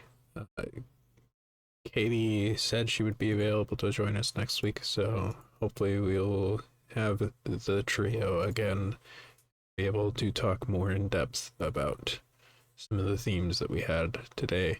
If not, just wait till the game's fully concluded, like I said. I feel like we're getting close to the end too. Yeah, definitely. So yeah, see you next week. Bye.